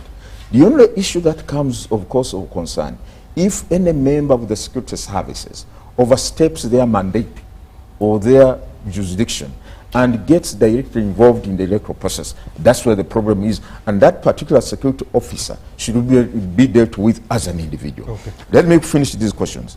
The other question was, which civil organizations took part in monitoring the update exercise? The Electoral Commission only accredits individuals or organizations that express interest in observing a particular electoral activity. They are at liberty to apply to the Electoral Commission, and the Commission will accredit to them according to what they want. But we have observed that many observer groups are basically interested in the tail end process, and that is the polling process. That's why they tend to turn up in droves. Now, you know, polling is going to take place. You will see so many organizations coming up, international, local, and so on. So we want to observe what is going to take place on polling day. So, but these other activities, we tell them, no, even now, you can go and observe the update process. You can observe the display. You can observe nominations, everything. They are at liberty to do that. On this particular one, the requests we are receiving so far is one on conducting voter education. So many groups have expressed interest, conduct voter education. Yes, a few have expressed interest to observe the processes that, because you know, observation, as Sarah knows, is also costly, because you do observation at your own cost. If you are going to deploy yourself very early in the field, when the polling is about 9th month away, it's up to you. But we do accredit people or organizations who are interested. How reliable is your data? I want to say this. Our data is very reliable. Why? Nobody can get onto the National Voters Register unless that person has taken the singular individual step of applying to the commission that I want to be a registered voter. Nobody can. Okay. And that's why we are saying, even for those who are recommended for deletion, we do not automatically delete the name of a voter on account of 𝐒𝐃𝐽𝐻 saying, Bariomus is no longer a voter here. He is a non-Ugandan. Remove him. No. We subject that information to the process of the parish tribunal, which vets and verifies the credibility of this information before recommending that this person be deleted. So our data is credible. Thank you very much. Let me read some feedback so that I can be able to give the panel parting shots.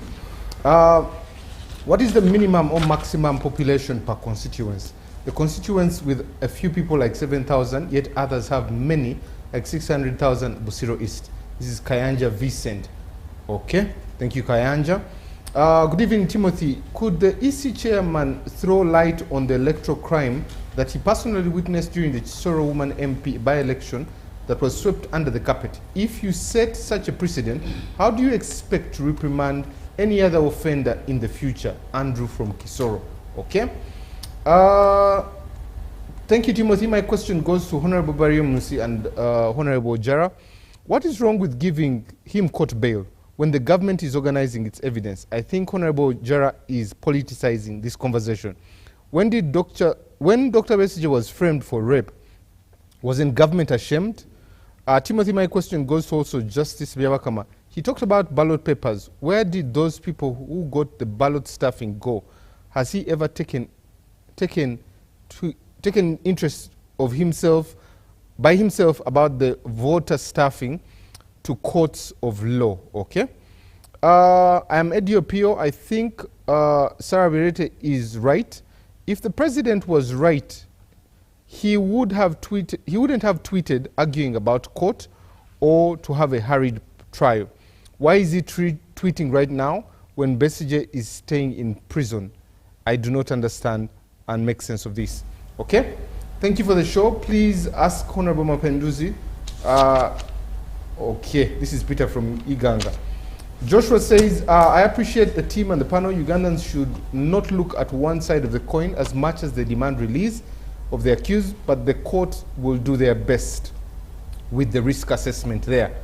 Lastly but not least, Timothy, after hearing from the panelists, I finally concede that the Constitution of Uganda lacks an immunity from attack by selfish interests of individuals and the government. I have witnessed it by making amendments in areas that seem to be limited to just the interests of individuals, for example, the president. I choose to call myself General Idi Amin. Call me Shai from Koboko. Life president. Interesting there.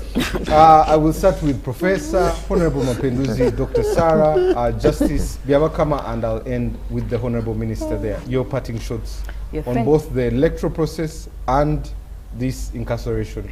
Yeah, thank you very much.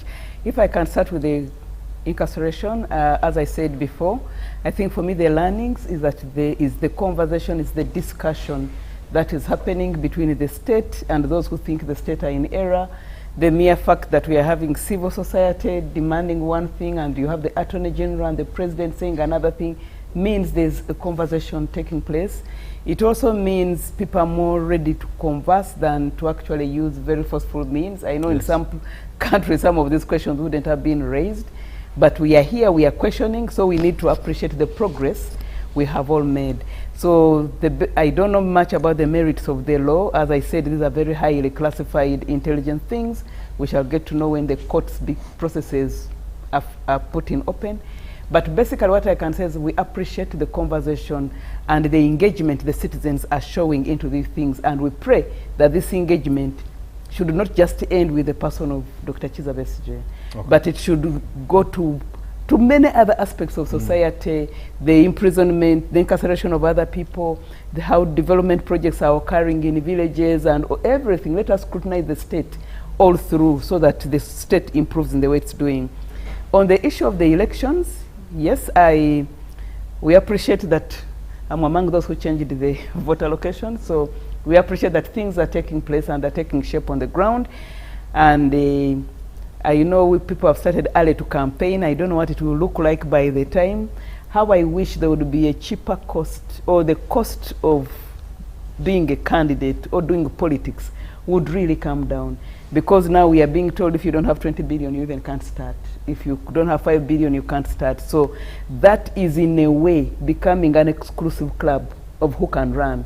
And maybe a few more, maybe 2 more elections from now, it will just be a very small category of people if the cost of election is not tamed. Okay. But what I can just praise for more tolerance, more engagement, and not just around individuals, but around bigger issues of development. I think people should shun politicians who are coming to tell lies. Experience has shown that they cannot bring bridges, they cannot bring roads, they cannot bring things.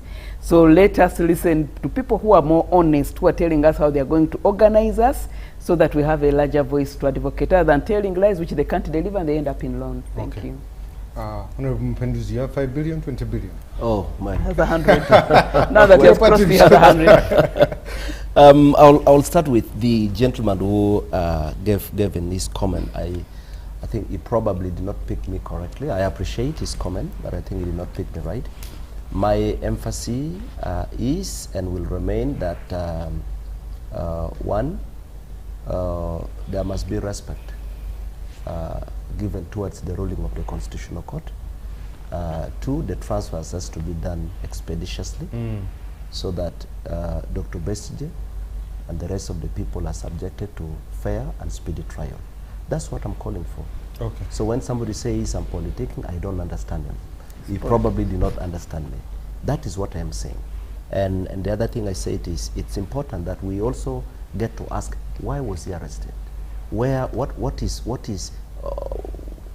the basis for his arrest? And that can only be answered by court. The moment we ignore that and we don't demand, then next time we will blame ourselves as a country, because then nobody should be arrested if we don't want to know whether they have committed crimes or not. So this is important. Again, that takes us to the question of somebody said, you know, there are so many people who were arrested from Karamoja. You see, if you believe in the rule of law, you should look at both sides of the story. Almost on a daily basis, there are people being ambushed, waylaid, and killed in Karamoja. The situation has improved right now. But, you know, sometimes back you could not pass a day without hearing people have been gunned down and this has happened now. So the people there also deserve justice. Okay. So if there are people suspected to have done that, they need to be subjected to a fair process so the truth can come out. So again, that is my emphasis. Now that brings me to the last one. The last one is just as I commended justice. You remember before the last election of the LC1 and LC2s, the leaders then, before this recent election, it taken 17 years. Now the law is very clear. They should be elected after every 5 years. Now this lot, the current LC1 and LC2s that we have, by 2026, they will have spent 8 years in office. And remember in 2023, the term of office for LC1 and LC2 expired. And because the minister is empowered legally to extend by 118 days at a time, meaning he can extend. If the 118 days expires, he can extend again like that.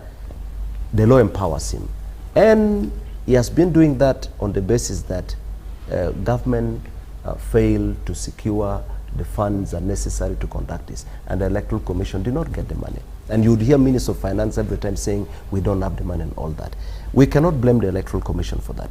But I am happy with what Cabinet recently recommended, and again, with what the Electoral Commission is doing. Because last week we invited them and said, look, for how long will this extension take place?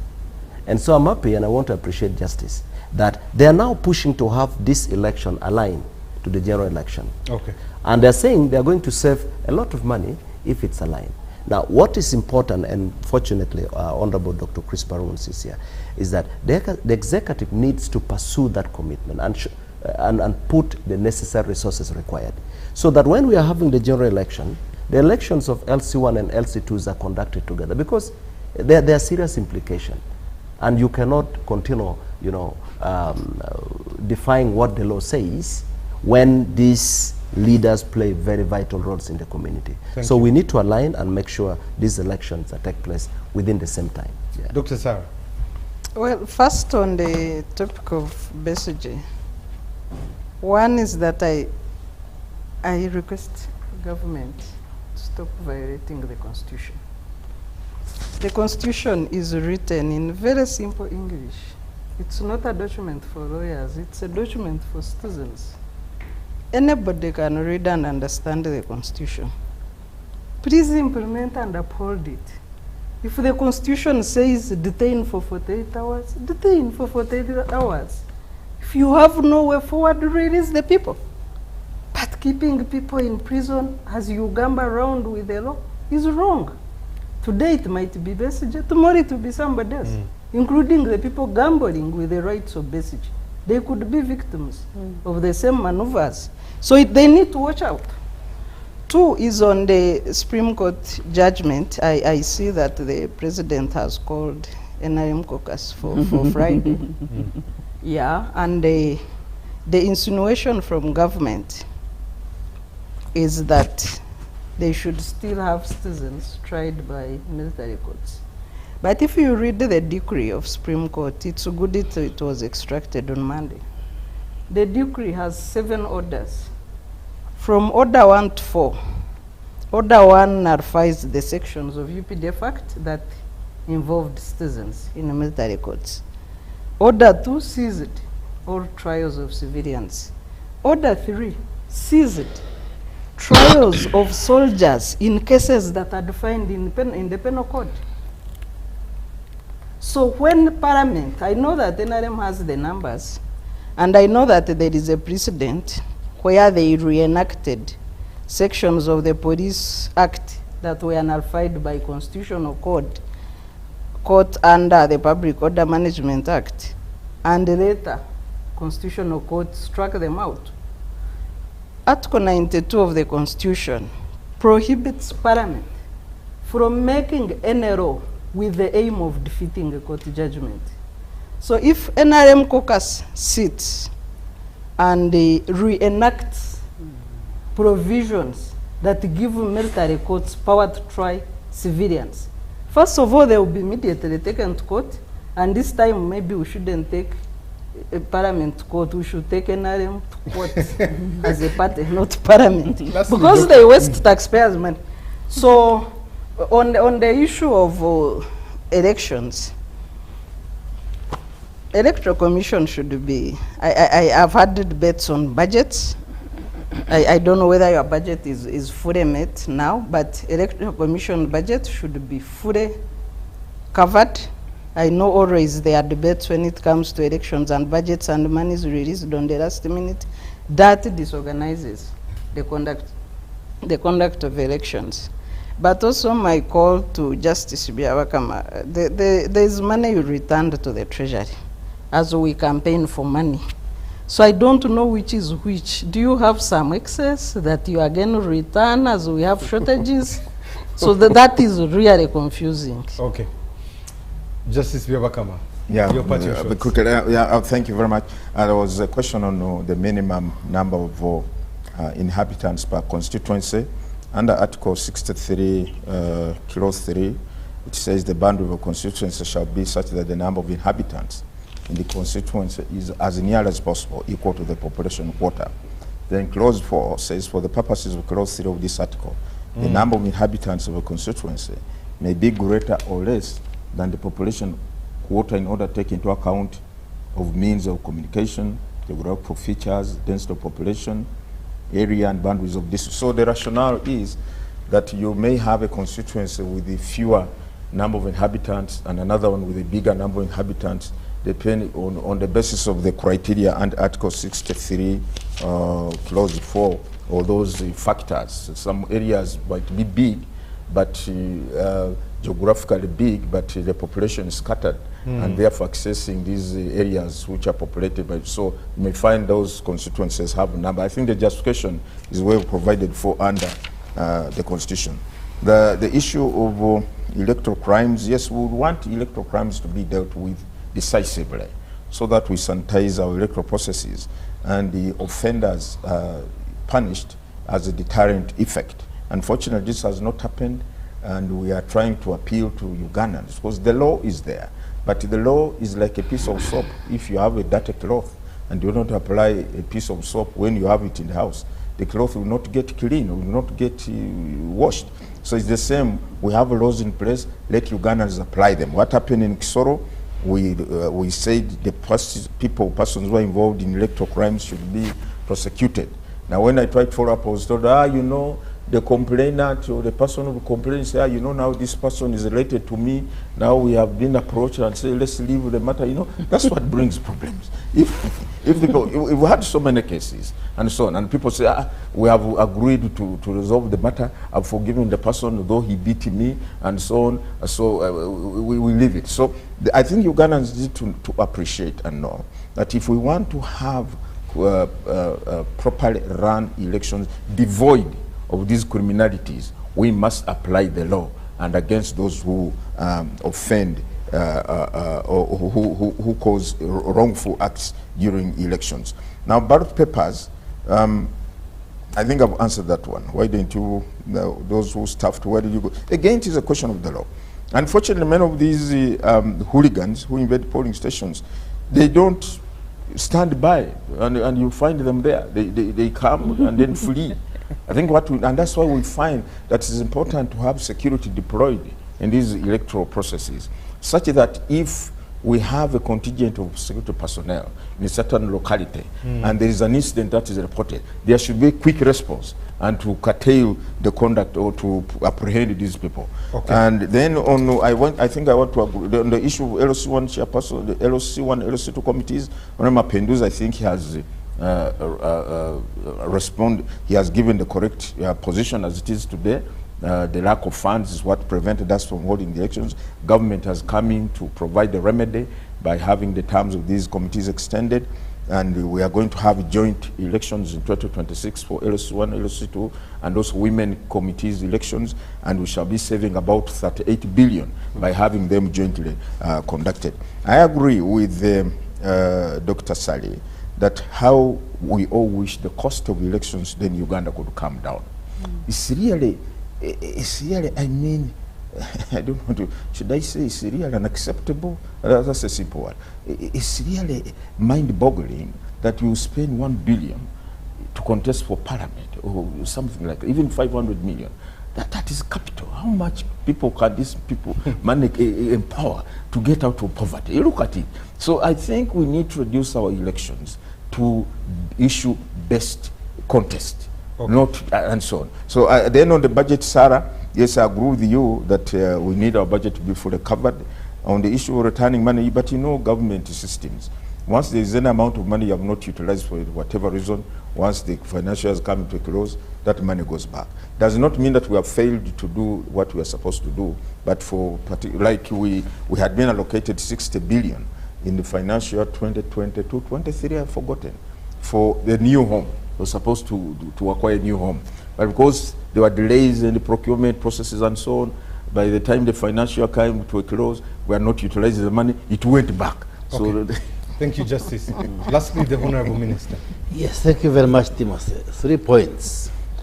The first one, the NRM government restored democracy, and we insist that you cannot occupy a political office unless you've been voted by Ugandans.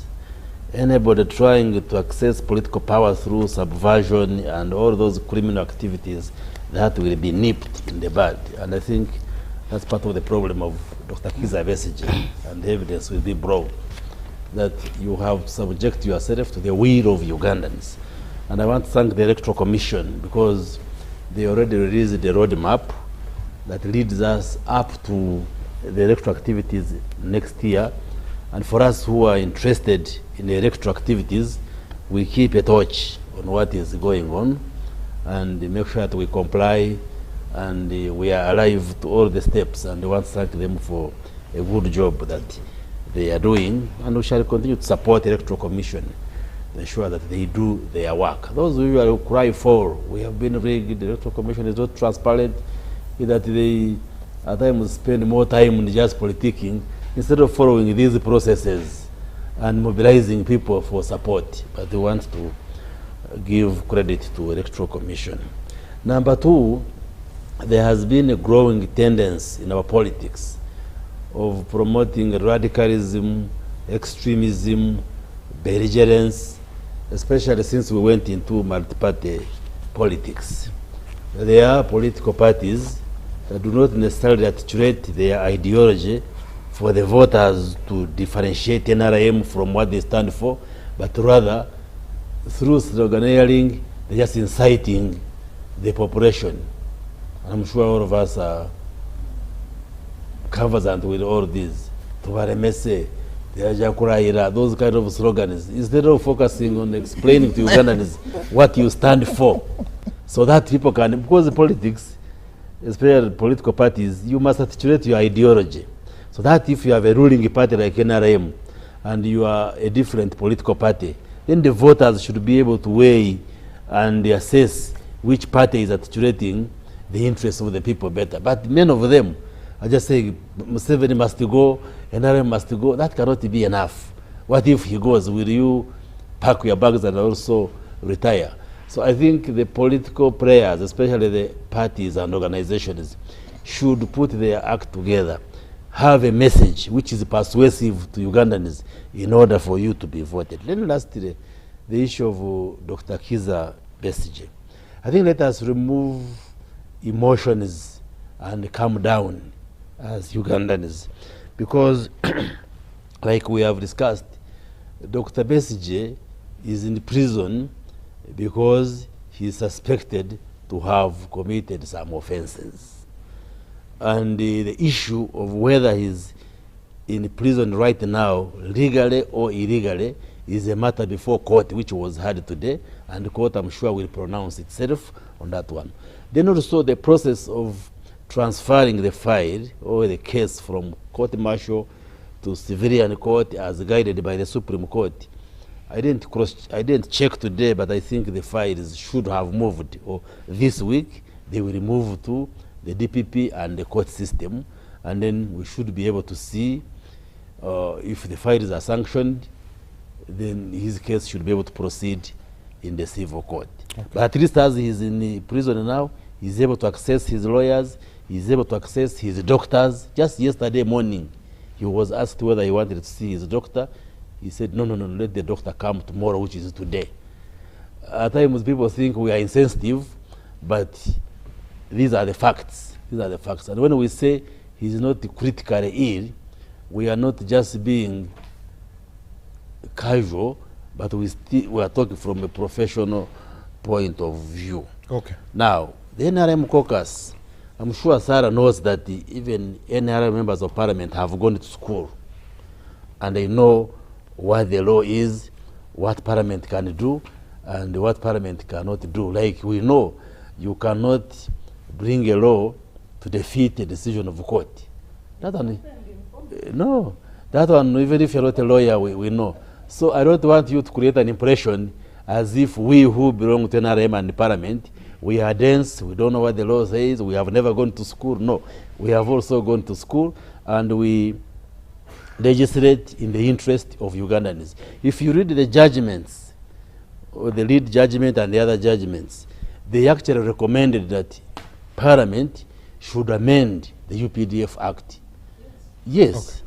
That's one of the actionable recommendations. So when now we start the process of amending the law, do not mislead the public to say now the caucus is meeting, Parliament is coming to amend the law to defeat what the court did. No. Yes, you're Honorable, if you may allow me 1 minute. We are just I'm just being cautious because Parliament of Uganda reenacted Section 20, the outlawed Section 23 of the Police Act in Public Order Management Act, Section 8. So what I'm saying has a precedent. What changed? Court struck it down again, Section 8, because it was already struck down. It doesn't matter. Those are the checks and balances provided for in a democratic space. That the executive proposes, Parliament disposes, judiciary provides checks and balances. That's how it works. Okay. So do not lose sleep if, for instance, a provision of the law is struck down by the judicial system. That's how it works. And you don't have to blame anybody. But the point I was making is that it is not correct for you to insinuate that the members of Parliament who belong to NRM have not gone to school, they don't know the law, they don't know what to do, or they legislate not in the interest of Ugandans. Thank you. What we legislate, what we come up with may not please everybody, but we do that in the interest of Ugandans who voted us in Parliament. And indeed, we want to confirm the caucus will sit. It has been called by the chair of the caucus, who is the chief whip, not the president. We will sit on Friday to consider two things. The UPDF Act, amendments. The amendments, yes, as recommended by court. On the Number budget. two, the budget. Okay. Those two items, the budget. Okay. The budget for the next financial year, the budget estimates. I want to. So thank you very much. But once again, let Ugandans calm down. Okay. Calm down. I'm sure even Dr. Besigye is watching, because when I went to Ruzira, he has access to TV. But let Ugandans calm down. The world not coming to an end. This is not life and death. His case will be handled by court, and I'm sure when it goes to court, he should be able to apply for bail. If they don't release him through the court process of today, then when the case goes to the civil court, he should be able to apply for bail. And I don't think there is a reason why he should be denied bail for him to come to court coming from his home. So let's calm down and we continue. Thank you very much. I want to thank the production team for making today possible. Thank you very much for endeavoring to make sure today happens. But also, gentlemen and ladies, thank you very much for coming and gracing us to be able to explain some of these issues. Justice Biabakama, just one more, someone says, let's conduct civic education in the local languages. That's a request from someone here. Also, Honorable Minister, the Honorable John 𝐶𝐞𝐦𝐢𝐳 sends you greetings. I'll leave it at that with a lot of things John that he has said. The man. I also greet you. We'll end with this quote by Mahatma Gandhi, where he says, "An eye for an eye makes the whole world go blind." Good morning.